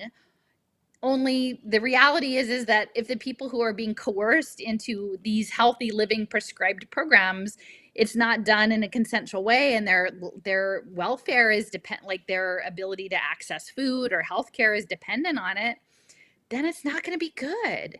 And so what I'm trying to do is get out ahead of this and say, we need to think about what we're going to say when this day comes, when the offer is made, from a principled place, and to have a reason if we would refuse that, why. And it has to be done as part of a larger conversation. No one person can be the decider. But for the most part, as a society, we have very little incentive to look long term, to plan ahead, to do anything but react, to do anything but follow the next bit of grant money. No, and nobody wants to hear it, because then once it's out of your mouth, you can't pretend that it's something different. And so you become, no one ever actively scolded me for it, but it was clear no one wanted to have the conversation. No one.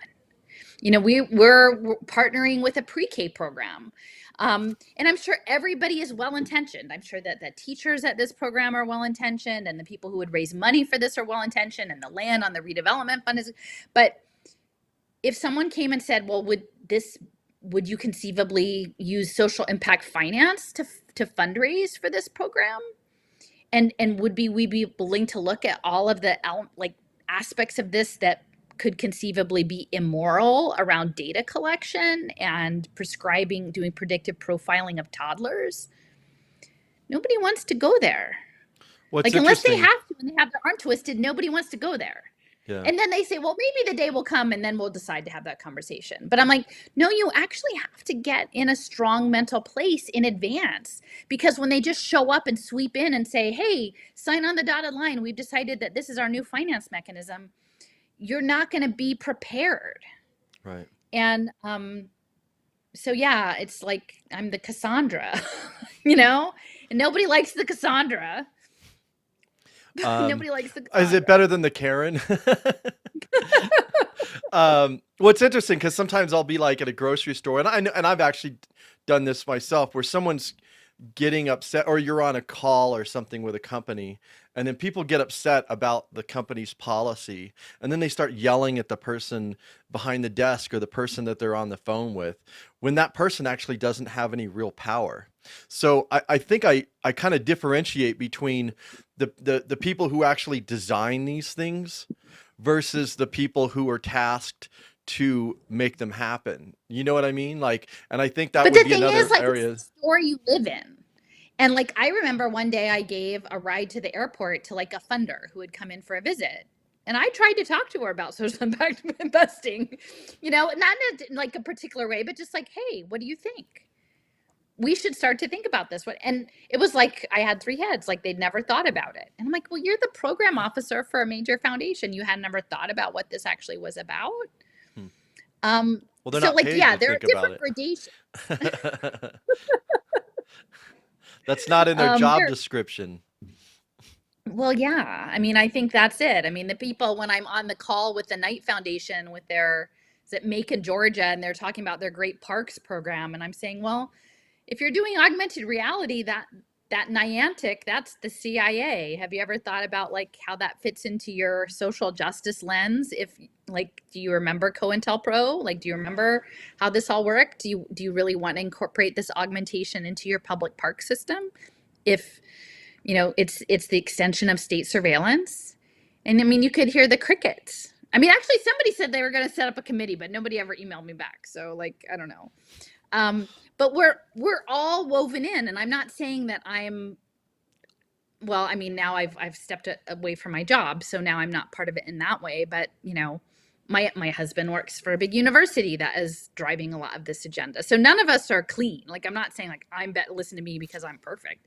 No, like it's pervasive, and that's why I think it's this profound social reckoning. But there's this potential to actually bring everyone together if we could get coherent about the nature of the problem. Yeah. But the challenge is that all of the progressives have gotten they've gotten jammed. Their signals gotten jammed. I have no idea at all levels. I mean, people who I thought would be very sophisticated thinkers about this, people who've been working on these issues far longer than I have, are not able to advance in their thinking about it. Yeah. It's hard. Incredible.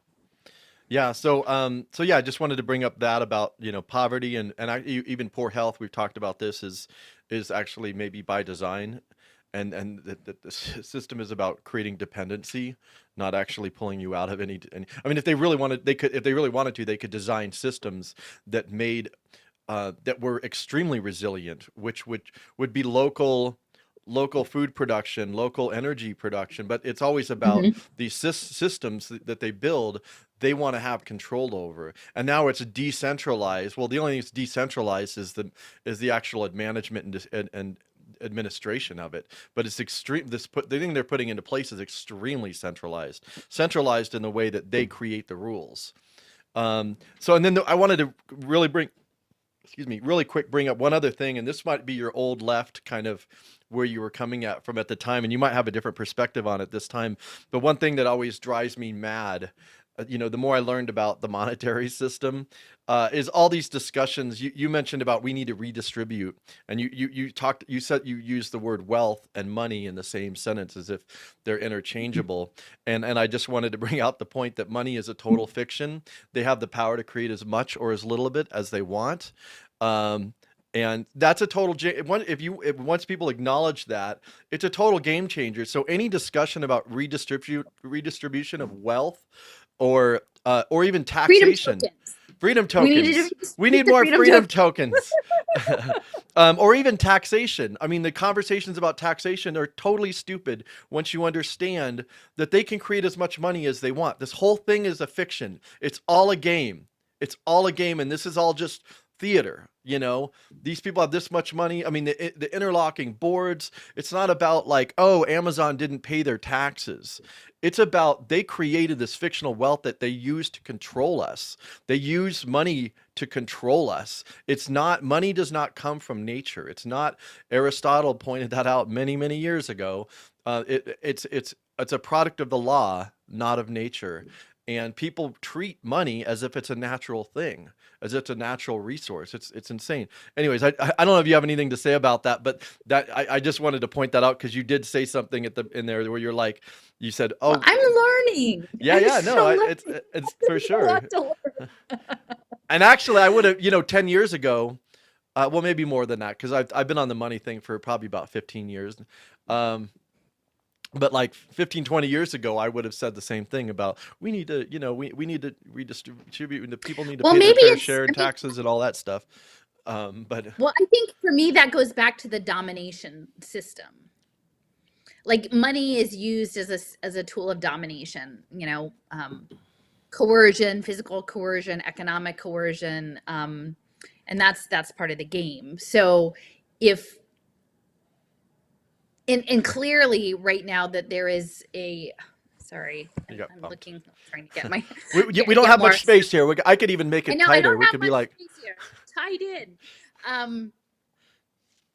What was I going to say? I mean, there is a concentration of wealth and power. I mean, maybe just power. I mean, there is a power is concentrated in the hands of very small numbers of entities that are increasingly not human. I mean, not that necessarily the people who are human wielding power are more humane, but these trading platforms, these artificial intelligence trading platforms, are even, to me, feel more sinister. absolutely. So, with that, I'll actually take some questions. Sorry, everyone. I wanted to get my 2 cents in first there. This is from Roma. She actually has a statement. She says she's seen dandelions popping up on advertisements, articles, and other areas. Uh, and the comment was the universe is responding. Well, I've actually, it's interesting. It's a lot of places I've actually seen the dandelion images are in the very things that we're opposing here. So I don't know, thoughts on that, on the imagery. And I know someone like gave you shit on some platform about like, oh, branding with dandelions or whatever is, as if you're like running a business and marketing something. It was like, no, it's just it's a good metaphor. It's actually a great metaphor. But comments on that?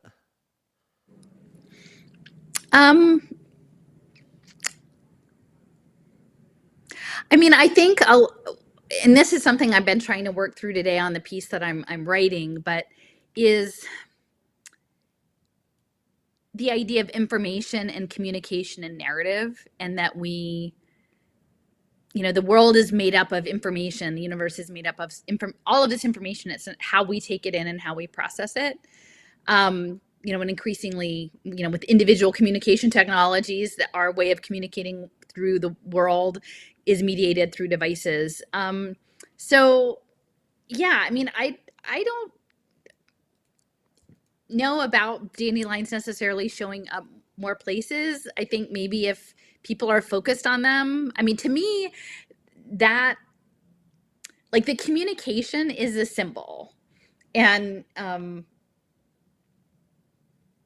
communication can be language, communication can be an alphabet, communication can be many different things, including the visuals. And so I think if the idea of me raising awareness as to all the different meanings behind the dandelion and then putting that out in the world, and that resonates with people, and that they in turn, when they see dandelions, they have additional layers of meaning that come to them through seeing that, then to me that's really powerful, because I think what we're trying to do is build a horizontal movement, and a movement that isn't like necessarily wrapped up in numbers and things and stuff. It's about feeling and about how we communicate with the world. So yeah, I mean, to me, it's like what makes sense to me. I still love purple. I know bunches of people out there like, purple's the new world order color. We can't do purple anymore. I'm like, I still like purple.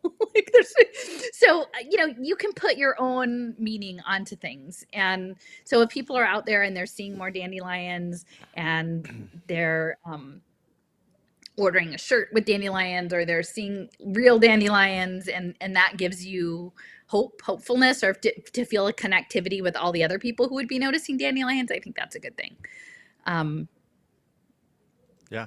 And actually on that, like, I had a conversation recently on Facebook about that, like, imagery. And so clearly, like, the powers that be, or whatever you want to call them, they use a lot of imagery, like symbolism. There's certain symbols and images, and even numbers. There's a lot of numerology. And my take on it is, these things don't actually have any real meaning. They don't. Like, I think about the swastika. The swastika in Hindu has always been a symbol to mean peace, and then the Nazis took it and gave it a different meaning. But at the end of the day, it's just a symbol. And that's my whole thing, is like, not putting so much emphasis on what the representation, and focusing more on what is being represented. So, like, there was a really great Alan Watts, I don't know how you feel about him, but I had a little clip of him talking about the flag, and, like, they get all up in arms about burning the flag, but at the end of the day, it's just a piece of cloth. And yet, they're the same people that are up in arms about the flag burning are particularly politicians, are actively destroying that which the flag is supposed to represent. And so that's that idea of like us, it's like there's this talisman or this thing that we put our energy into.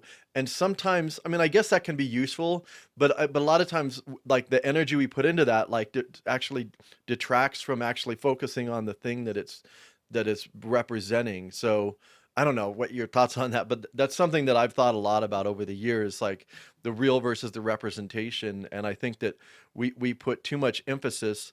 Here's another example. The Federal Reserve, there's a lot of talk with the Federal Reserve in the past few years about changing the $20 bill and having Harriet Tubman on the $20 bill. And I was the asshole that's like, this is stupid. Like Harriet Tubman, I imagine Harriet Tubman would be disgusted by this because this is a symbol of oppression.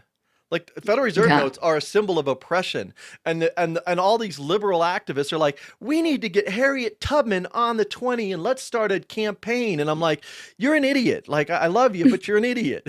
like let's we need a more military helicopters named after Native American things to honor the Native Americans.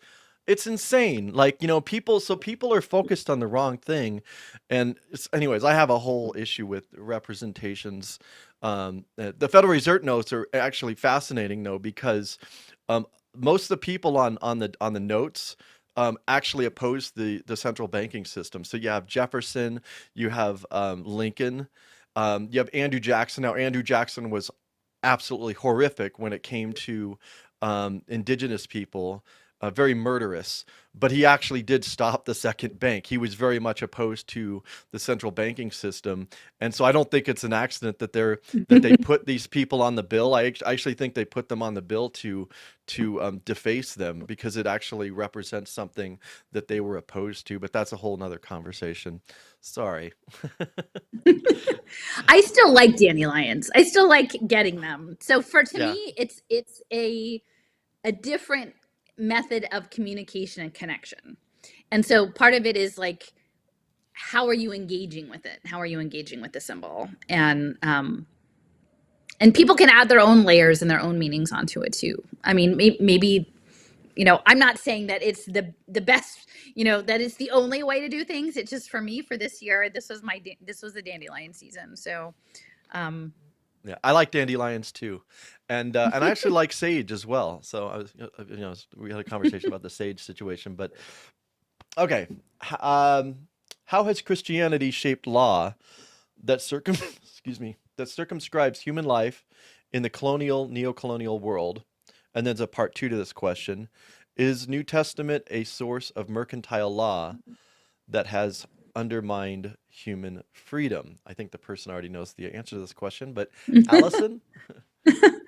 Well, I mean, this goes back to Stephen Newcomb's work, that I've talked about the doctrine of domination and the papal bulls. And, I mentioned that with Winona Leduc was just talking about that in the beginning here. So really all of, at least in Turtle Island, was now the United States, the property law system is built on Indian law because none of it belonged to Europeans before colonization. And so that essentially acquisition of all of those territories was done under the framework of the papal bulls that said essentially if you were not Christians that you could acquire those resources that essentially that those nations, that those people were didn't count for anything and that were subject to conquest.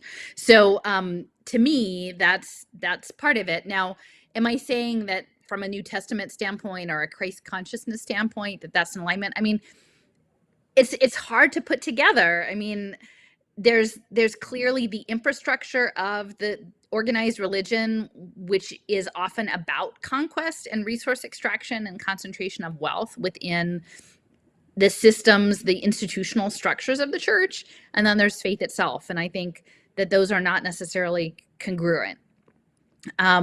So, we can look to what's going on now with the Vatican, but it's not going to just be with the Vatican. It's, I think, the impact investing space specifically, because many social welfare services are provided through faith communities, not just Christian, but also Jewish faith, Muslim faith. I mean, all these different faith groups, they're going to be pulled into the social impact contracts as well. And, you know, the question will be, will they decline the terms of these agreements? Will they decline the data collection terms? Will they agree to put children on blockchain so that they can sit in a church basement and have their data collected by a Chromebook?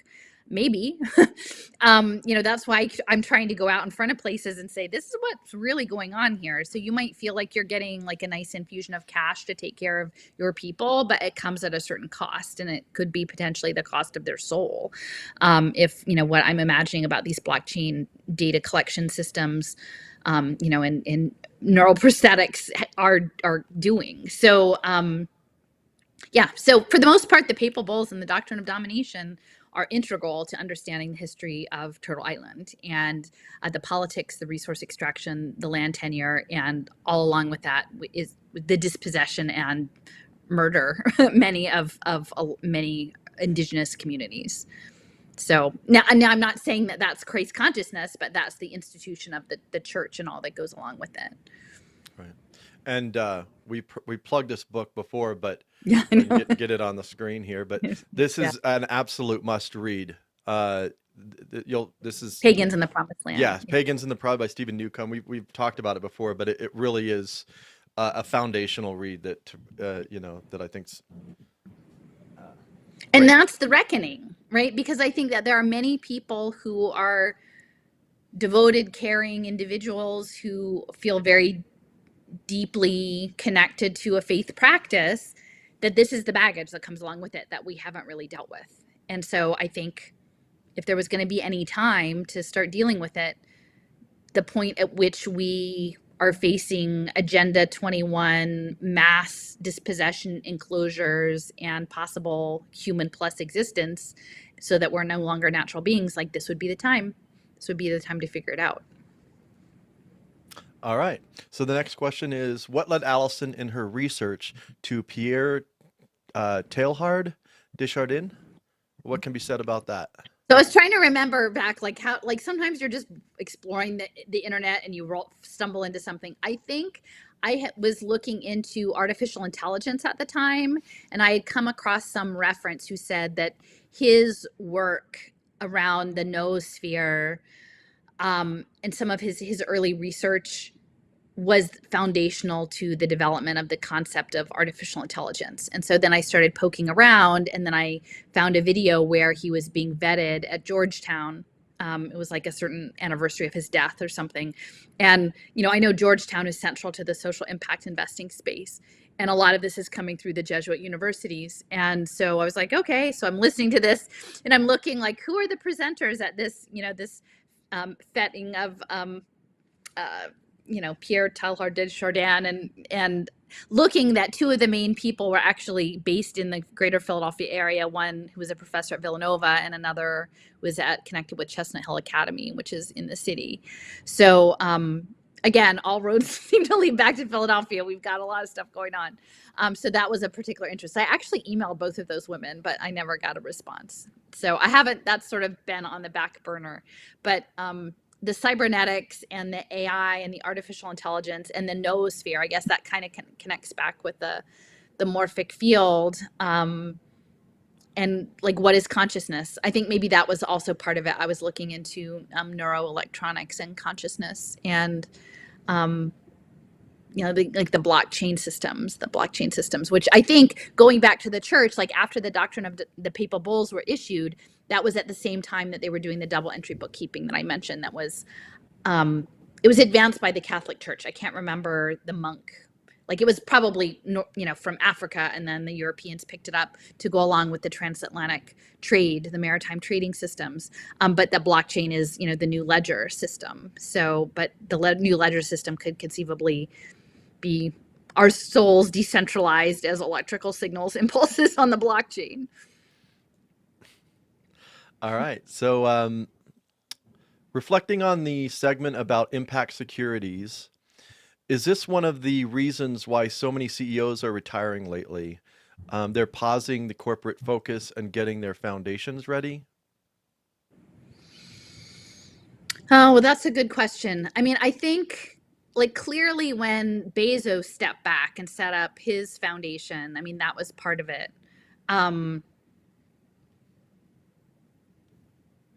You know, a lot of this, and I could use some help in this regard if anybody knows anyone who's particularly good. There's some stuff around securities law with these impact securities. It was a law passed in the 90s by Bill Clinton that was around like Protection of Philanthropy Act. And it was creating loopholes around nonprofits and churches specifically issuing debt products and getting around SEC regulations. And then there were connections to the industrial banking system. And so, like Jason said, the whole banking economic apparatus is getting upended and changed around. I would recommend on Silicon Icarus, the latest post by, it's actually Leo Saraceno, who knows a lot about blockchain. He had done a really in-depth piece looking at MakerDAO, MakerDAO, and loans that were being put against crypto assets.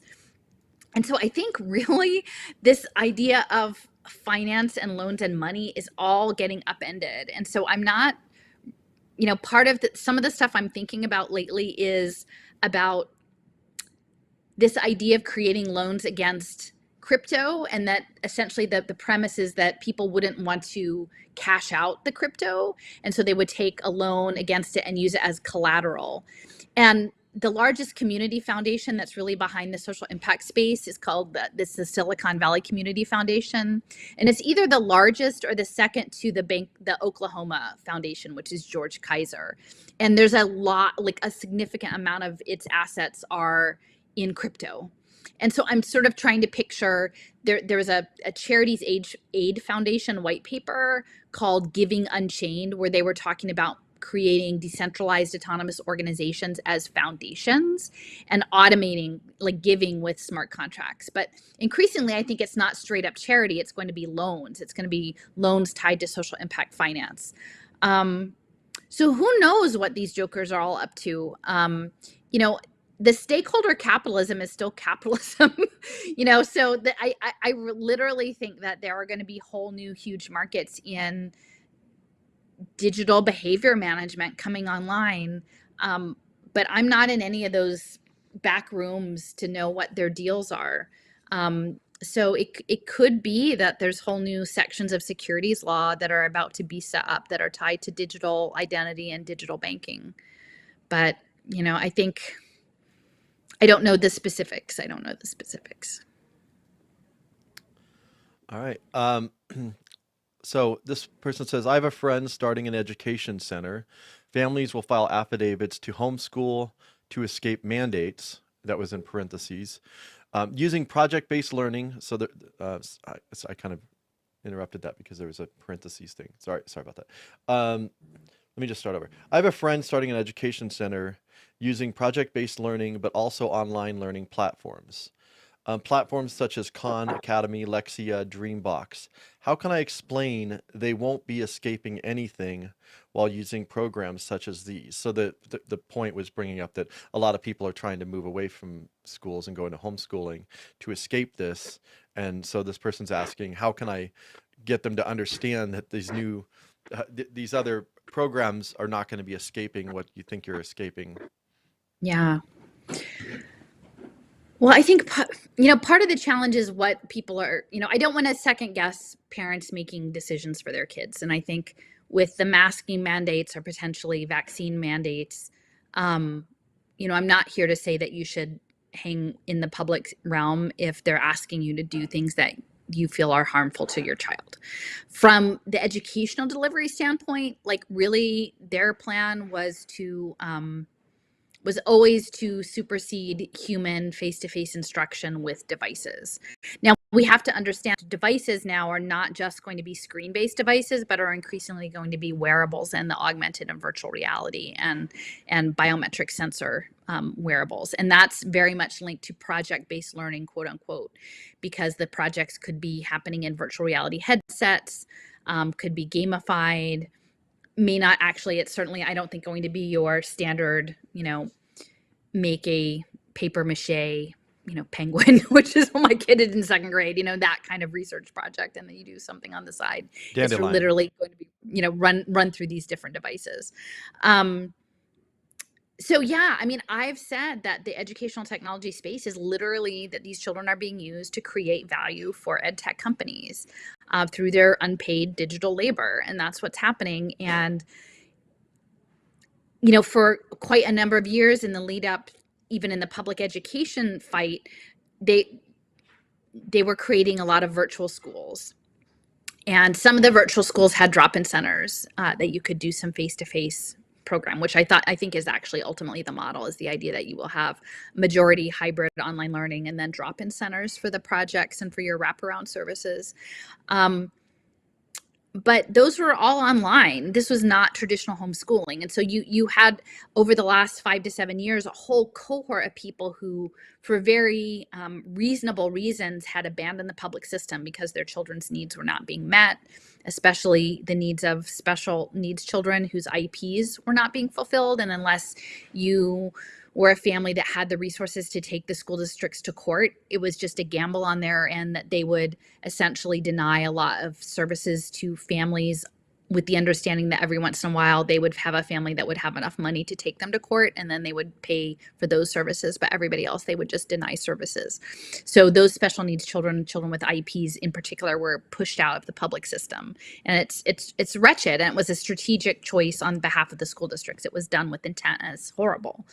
But then many of those families ended up doing virtual schooling, which and they imagine themselves to be homeschoolers. So it's sort of like, I'm doing online learning at home, which is a homeschooling, but it's not really. I mean, online learning is part of the digital twinning data mining enterprise. And I think until people sort of come to terms with the fact that the internet, I know we're on it now, but like that the internet is a military technology, and that the plan is to collect enough data to create these digitally twinned societies, it sounds unimaginable, but that's the plan. So I would say, like, try to get out the moonshot paper, the Japan's moonshot goal #1, living as a cyborg, or the Nippon Telegraph and Telephone Company, and maybe we can drop the link down there on digital twin societies and show that. And then I would emphasize that I feel pretty strongly that in the foreseeable future, the plan is to create digital benefits, on the blockchain, and so that the data analytics will be connected as well, and that all of the data will be workforce aligned, right? And badge based, competency based education, mastery, proficiency based education. That's all about the digital badges for the AI sorting of gig work, piecework. And then increasingly, the devices and the wearables are going to be ostensibly generating predictions about people's mental health, which is even more scary.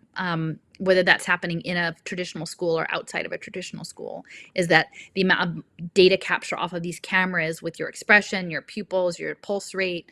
Now I'm not saying it's accurate, but they can collect data and then say anything they want about you and your child.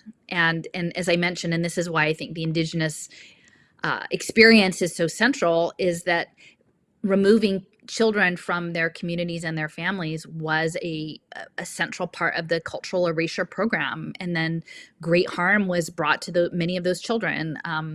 Children were murdered, children were sexually assaulted, children were taught to essentially a lot of self-hatred. And that was on purpose. That was the strategy, to kill the Indian to save the man. That's the residential school program that was based at Carlisle, it's a couple hours outside of Philadelphia. That was the model, both in the US and Canada. So we have to be very careful about the ways in which these devices can be used to justify family separation, even when you feel like you're outside the system, because we're in the panopticon now. That's the reality of it. Yeah, and also Australia. Have you ever seen the movie Rabbit Proof Fence? It's a really incredible film. It's a true story about a couple girls that ran away from the school they were taken from their parents. Amazing film. So the question is, will our entire bodies become our digital ID for the social impact investment system? I mean, that's the thing I've talked about a little bit with people who are like, we'll just get rid of our phones.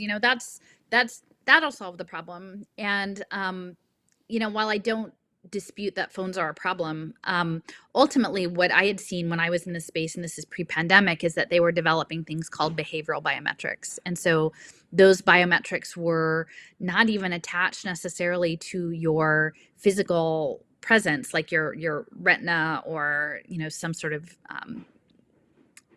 trackable physical material, but was literally your behaviors. And I think we know this from our credit card companies. Sometimes they'll be like, they'll just shut you down and say, well, that's not your typical behavior, but like, they'll know when you get up, they'll know your IP, they'll know various locations. And so I think, yeah, I mean, there'll be different waves, right? I mean, the retinas are part of it. Gait analytics is part of it. Adhd did the thumbprints, the fingerprints, but as you age, those become less distinct. So then it stopped working on a lot of older people, which was a problem. But I think it's going to move to the behavioral biometrics, which will be of your body in a certain sense, but it will be literally your activity levels and your geolocation data, which will be part of that. Yeah, and even a lot of like the, wearable technology or even the integrated technology, however far that is out, even now, like they're getting it to where like you're not going to be able to like go into a restaurant without go to a concert. You're not going to be able to do a lot of things without having a phone. And even before all this stuff started happening, I was like looking into how do I get rid of my smartphone? Like I was researching. It's like, I just want a phone where I can text and I can make calls. Like I don't want to be track traced. I don't want a smartphone. I just want a dumb phone that I can call. I would like to be able to text. Like that's it. I don't care about the rest. I'll go on the internet at home. But now it's getting to the point where you're not going to be able to actually function in society without it, even before the wearables and stuff come in. So there's that. Yeah. Yeah, nobody really knew that much about QR codes before pandemic. Yeah, I mean, I was at a restaurant. I mean, they existed. We knew what they were, but it wasn't like you encountered them. Not here. I know in Asia they had been around for a long time, but. Yeah, I was at a restaurant the other day and I couldn't get the damn QR code to come up for the menu, and then finally the waiter goes, like whispers like, "I'll bring you an actual menu." Like it was like I was like it's not supposed to do this. I'm like, oh my god, a menu! It's a miracle. I mean, that's like how insane things are. Like, oh my god. In order to oppose the new system, do you think we need to create an alternative narrative, or do you think it's more important to focus on explaining the new system to as many people as possible? So,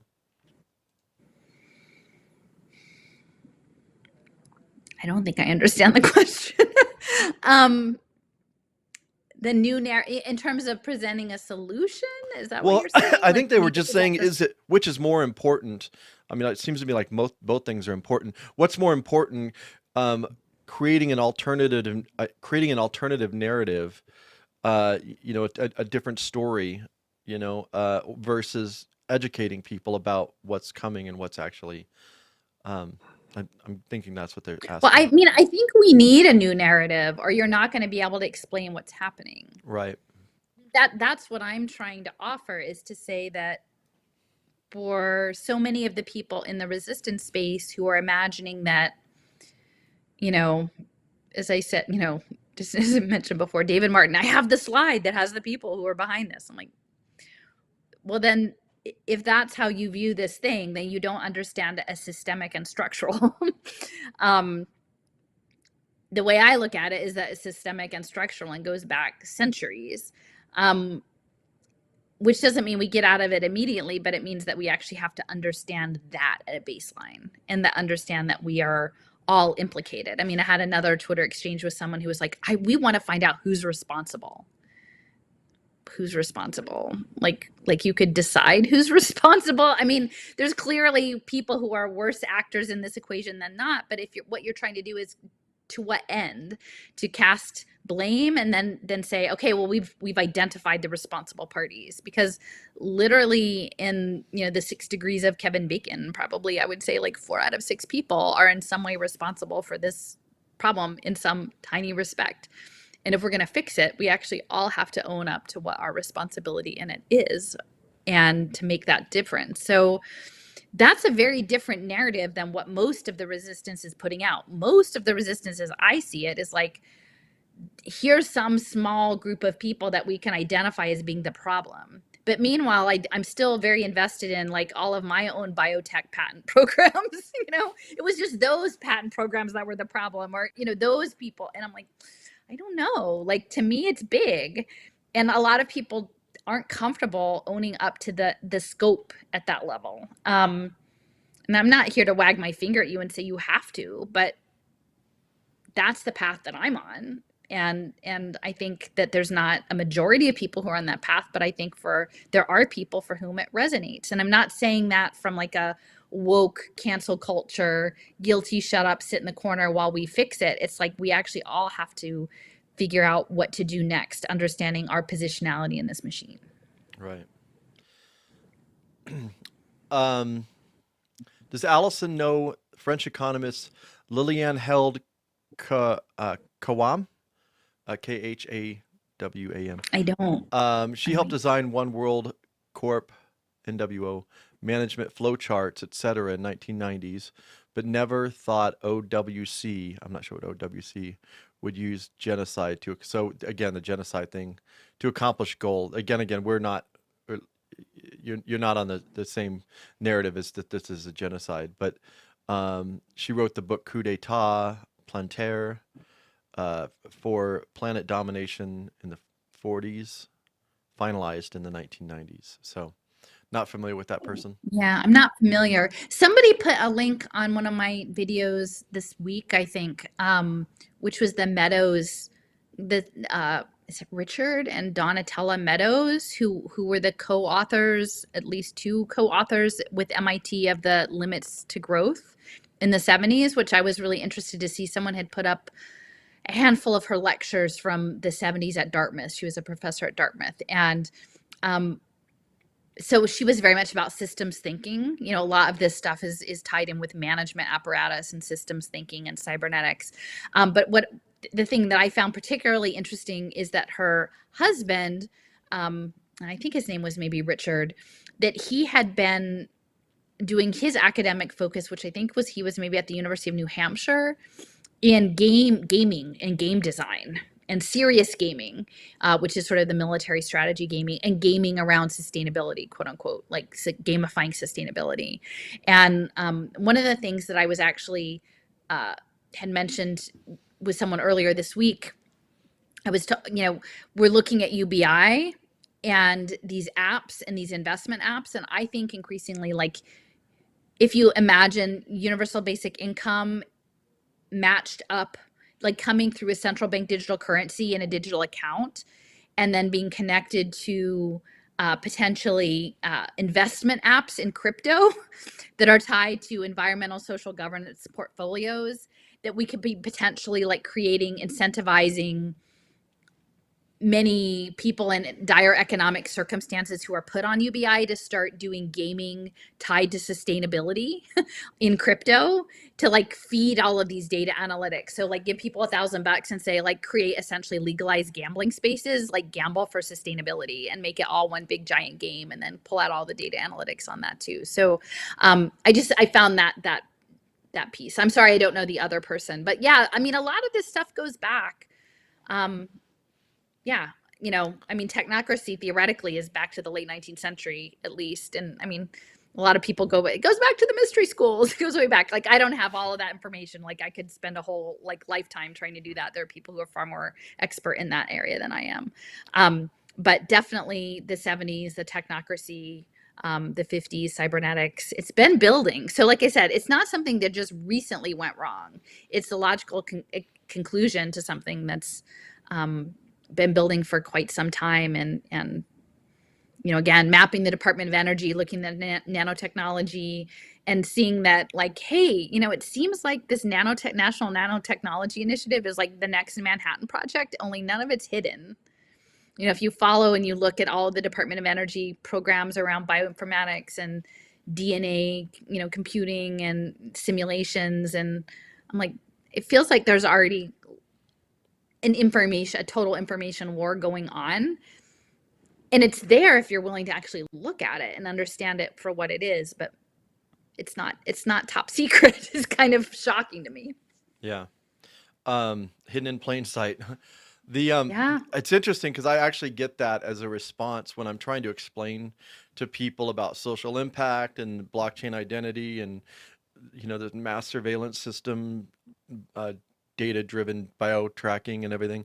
And they're like, well, yeah, but things or even the banking system, but people want to dismiss me saying, well, yeah, but things have always been bad. There's always been things that have been bad. I'm like, and these things have always been in place, or and I'm like, yes, it has, and this is a plan that's been around for a long time, but they're at the point where they're making their move. They have the technology and they're making their play right now. What's going on right now, like within the past, 2 years, is extremely significant. It's like they've been preparing for war for a long time and they've just invaded. That Yeah. so it's like, oh yeah, they've been building tanks for a long time. I'm like, yeah, but the tanks are at your front doorstep right now. So but it's interesting, like all the little tricks that people play to avoid actually hearing this information. I've been kind of paying attention to like the psychological tricks that people play on themselves, really, just to try to like dismiss this information. I don't know if you've encountered much of that, but I have. I mean, even going back to when I'm trying to explain to people the banking system, I'm like, forget about your debates about taxation. Okay, another question. In the new system, you have no right to do anything except which you have a transient behavioral compliance digital certificate to permit you to do. Is this an accurate statement? So in the new system, you can't do anything that you don't have a compliance. I mean, I think, and again, like I'm speculating, but it's a game. part of the system beyond the social markets is to generate the impact data to feed the AI. So they want the game to keep going for a while, at least until they can accomplish the singularity, if that happens. I'm not saying that's going to happen, but I think that's their intended goal. That's what they think that they want to have happen. And meanwhile, as the game progresses, there's all of the bets that are being laid, which the hedge funds are the legalized betting. And so if you were controlled to the extent that you were like had a straitjacket about what you could do, there's not actually a choice. And then that's not a game. That's just a confinement. So I think part of the betting is going to be whether or not you comply. And then within the system of cybernetics, it's called like Kubernetes or a governor, is that it's nudges. So that there's a course, there's a direction you're supposed to go. And when you get off course, there'll be nudges to like push you like back on track. And so then the question will be betting on, do you go back on track when we nudge you? And behavioral economics is a central part of this whole system with Cass Sunstein and Richard Thaler. So my sense is that, again, based on my understanding of the game, that there would have to be some leeway or there would be no risk because it's risk analysis. It would just be punishment. It wouldn't be risk, and that this is all predicated on risk. And that I think in addition to the AI, they want people to know what it is to be human. And I think that's part of the whole behavioral economics is it's conditioned on, is it homo economicus? It's that the human will always do what is in their selfish economic best interests. And that's not actually true. And so then they have to figure out how to change up their equation because people don't always act in what's exactly logically their best economic interest, self-interest, because they're human and they're random and they're not all selfish all the time. They can be pretty selfish, but not all the time. So to me, the answer would be they are going to leave choice architecture in there because that's part of the coding and that's part of the risk profiling. It's not going to be necessarily great choices. Maybe some of them will be a choice of like a lot of not great options, but they need the choice to make the bets, in my opinion. And also too, they need the psychology of the people to see that this is like a system of justice, right?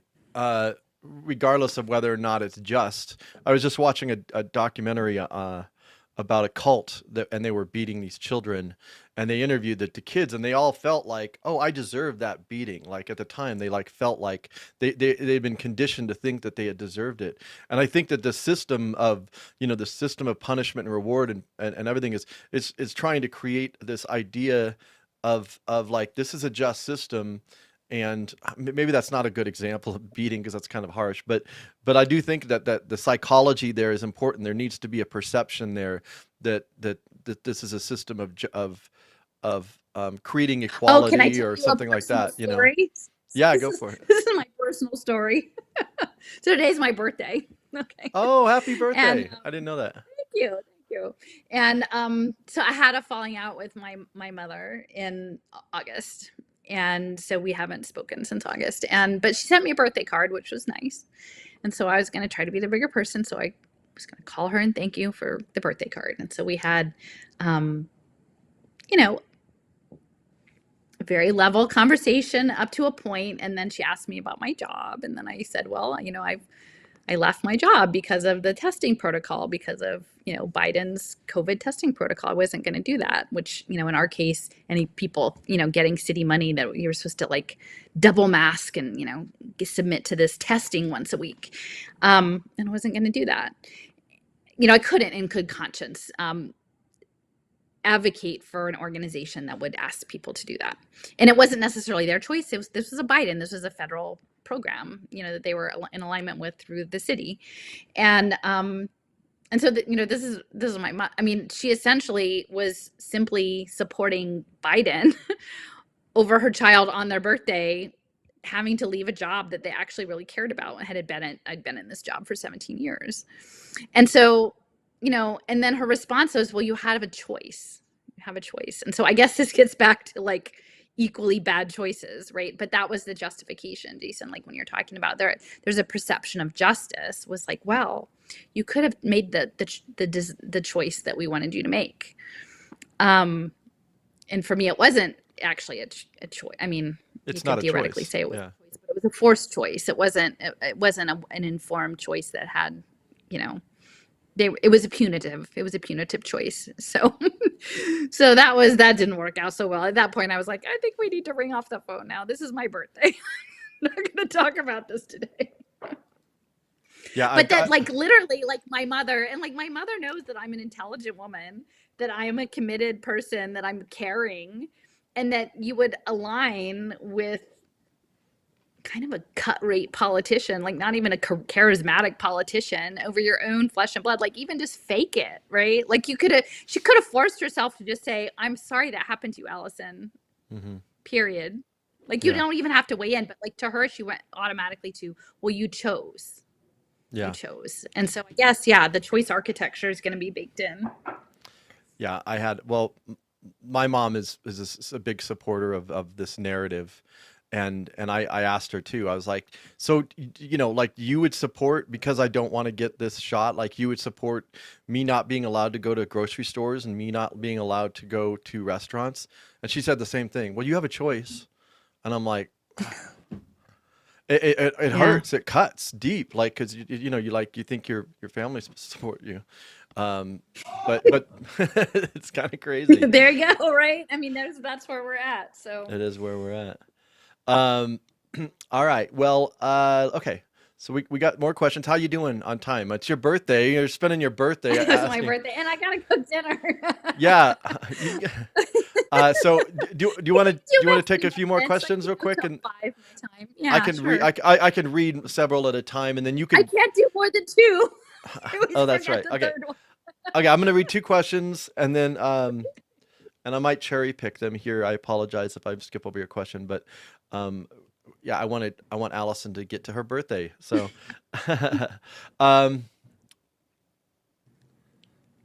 so someone had a question about book recommendations. Maybe you could create something on your website with book recommendations. When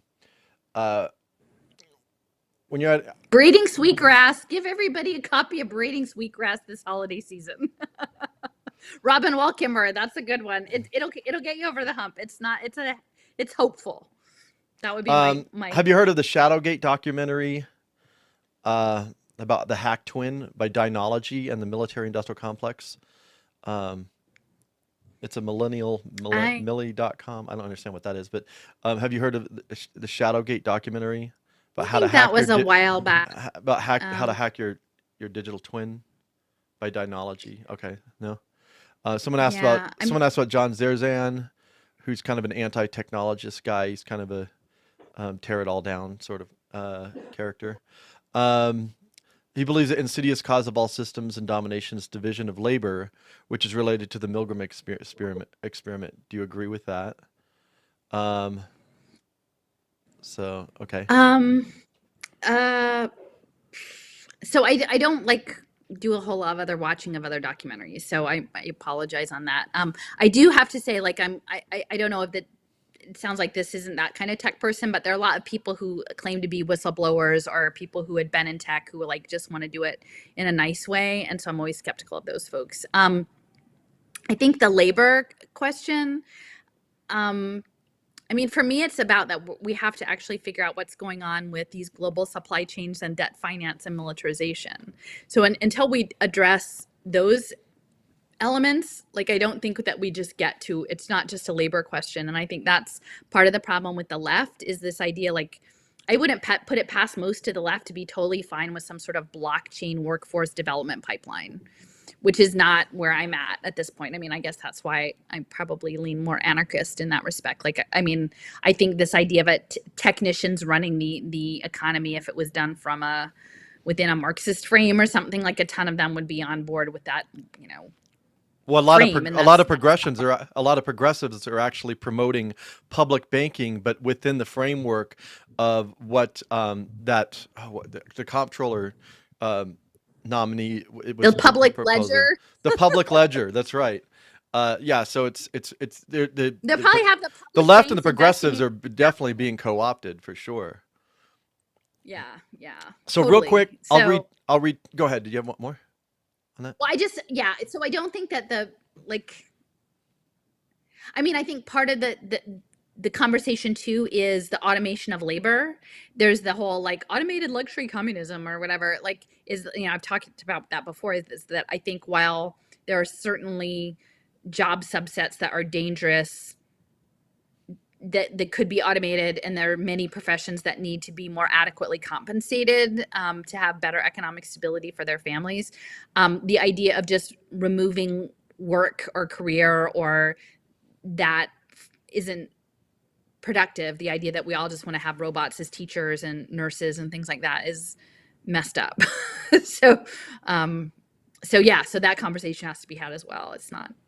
That's part of the labor conversation. Okay, I'll quickly read two more things and then we'll go. When you say this is a spiritual engagement, does that mean making a personal commitment to non-compliance with the anti-life system regardless of the outcome? So that's one question. And then when you're out in public, what's the response do you get from people? Because this person, Roma, is actually saying that that's where they think they want to go, is more just talking to people in public. And I just some of the stories you've told me, that you've actually had some pretty positive responses when you're actually face to face talking with people. Well, I mean, you have mixed. It's a mixed, obviously. Yeah. I mean, I think the question of, like, how far we go, I mean, it's hard to imagine how bad it's going to get, right? And I don't want to sit in judgment of people making choices, because we're not in each other's shoes, you know. Like, I can't, like, you can only, I think, decide for what makes where you're at, you know. And I'm in my 50s, so my positionality in the machine is different than people who may be younger, people who may have dependents. So I guess I would say beyond blockchain. I mean, but even that, like, it's really hard. Like, once, you know, people's food assistance, right? Like, to me, I feel like at this stage of the game, and this is why I appreciate you creating space to revisit these things, and why I'm sorry if I was short with the people at the beginning, after about the misdirection, is that these are really important conversations to be having as this rolls out, right? Like, we don't have to go to the absolutist. Like, part of it is even just educating people to the extent that they know what's going on, that they can have a principle informed conversation. And I need people's help for that. Like, if this was just going to happen, it would have already happened. So clearly, I think that this part of the conversation is being suppressed. And then at this point, those of us who know about it, or who know about my work, then you don't have to lift up my voice, but try to process it for yourself and then put your spin on it out in the world, how it makes sense to you. I don't have a lock on any of this. None of this is like patented or, commodified. Just if it makes sense, figure out how it relates to your community. I will admit, like, I just put out my blog post, I've been kind of a hermit, like, since the summer. I have not been out very much. And it's not good. I'm not proud of it, but that's where I'm at. I haven't been super public because I haven't felt like I've had people to be with. But that could change. I have a whole big box of those flyers, the Netflix flyers, up in my sewing room. So maybe I should go out and stand on some street corners and hand them out. Yeah. I mean, I think probably the face-to-face stuff is for the best. I will not put out there that I'm the perfect role model for doing all the things. Maybe, do as I say, not as I do. Maybe I will get better at it. Yeah.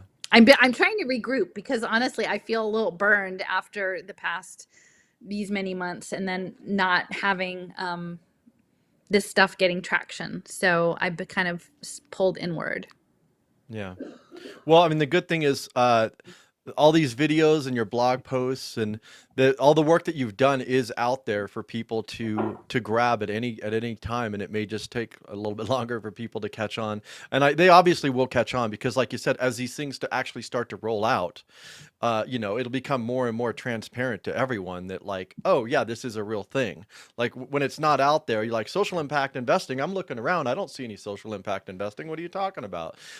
So as they start to see it in the real world, just like my friend, I had a friend I was visiting in Tulsa, and she was like, Jason, I watched Allison's stuff. I don't get it. I don't understand it. And then like that same day, like Mark Zuckerberg put out his creepy metaverse video, and I sent that to her, and she was like, "Holy shit!" And so like it was like that, like that she like made the connection. It's like, oh, okay, yeah, that is a real, okay, I get it. Like there's some crazy shit going down. It's a thing. So you never know what it's gonna click with people, and they're gonna get. But as it rolls out, it's gonna be undeniable. It's gonna be undeniable. And so, I'm grateful for your work. And I'm trying to like let go of the ego-y part. Like, again, like I want everybody to use this information, but it's, I'm trying not to let my identity get wrapped up in the information, but it feels hard to have this slog. Like I'm trying to figure out like, how do we like self-actualize or like keep going when you're not getting the feedback you were hoping for. Right. But right. Well, it's not about credit. Yeah. Well, happy birthday.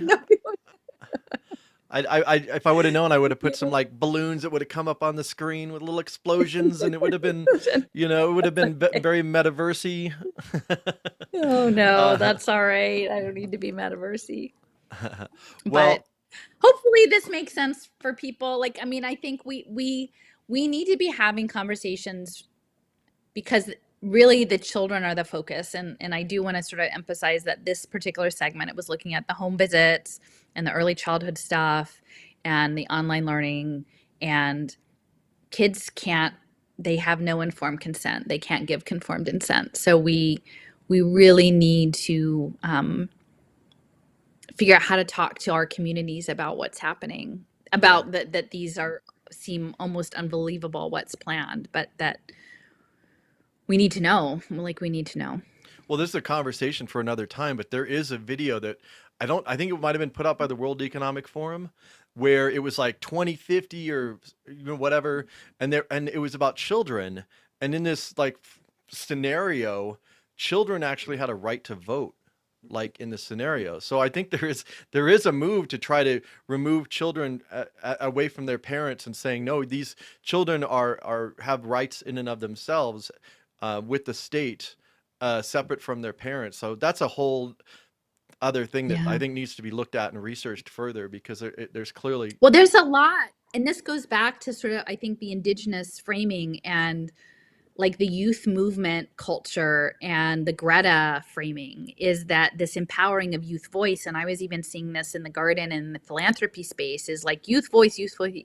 And it was always, and not that I have anything against youth, like I have a young adult, in my life, but it's about disconnecting them from community and family. And so youth don't have enough life experience to really understand the broader, they don't have that experience. And so if you understand like communities that are multi-generational, where elders have a certain place and are respected and there's conversation, there's a very different energy that comes out of the youth perspective when it is informed with elders. But once you pluck that out and you create like the Greta movement, you create youth as a disconnect from everything else, and sort of youth as the face of eco-fascism, because they don't know any better. They don't have any life experience to moderate, to let them know. And like, who wants to tell a 20-year-old that the world is a much scarier place than they could have imagined, or the things that they should be fearful of are different than the ones that they've been groomed to think they are. It's hard. So like keeping, I think as a liberal person, like it's interesting to like look back at a lot of progressive issues and understand the ways that they're sort of weaponized, and in many respects, aspects of the conservative side around family or faith or local communities are actually really important to take into consideration, as long as you're not, again, advancing your personal interests against those of vulnerable communities, right? Like it's a balance, but that there's a much more vital mix of those two sides of progressive politics and conservative politics, that I think we need to get back to having some sort of aggregation before we can move forward, and that this manufactured disconnect, so that people are living as stereotypes according to ideologies that the media has given them, and owning those, like living in those ideologies that they've been given, is really not helpful. And so we need to step back and actually look at value systems of both value for human life and value of all the other beings that we're engaged with. It's a good way to end. Complicated. Thank you, Allison. And so we've got two more. We're going to do this two more times. This coming Wednesday and then next Sunday. So Wednesday at 8 p.m. Eastern Standard Time, Sunday at 2 p.m. Eastern Standard Time. So come back and join us again. Please, because it's the last sections that no one listens to. Yeah, so that was the whole reason why I did this, is because the first video has like 50,000 views, and then like the last video has like 8,000 views or something. So I was like, people didn't watch the whole things, and there's a lot of good stuff. And I know it's a long thing, but there is a lot of good stuff in that conversation that we had. So yeah, stick around for more.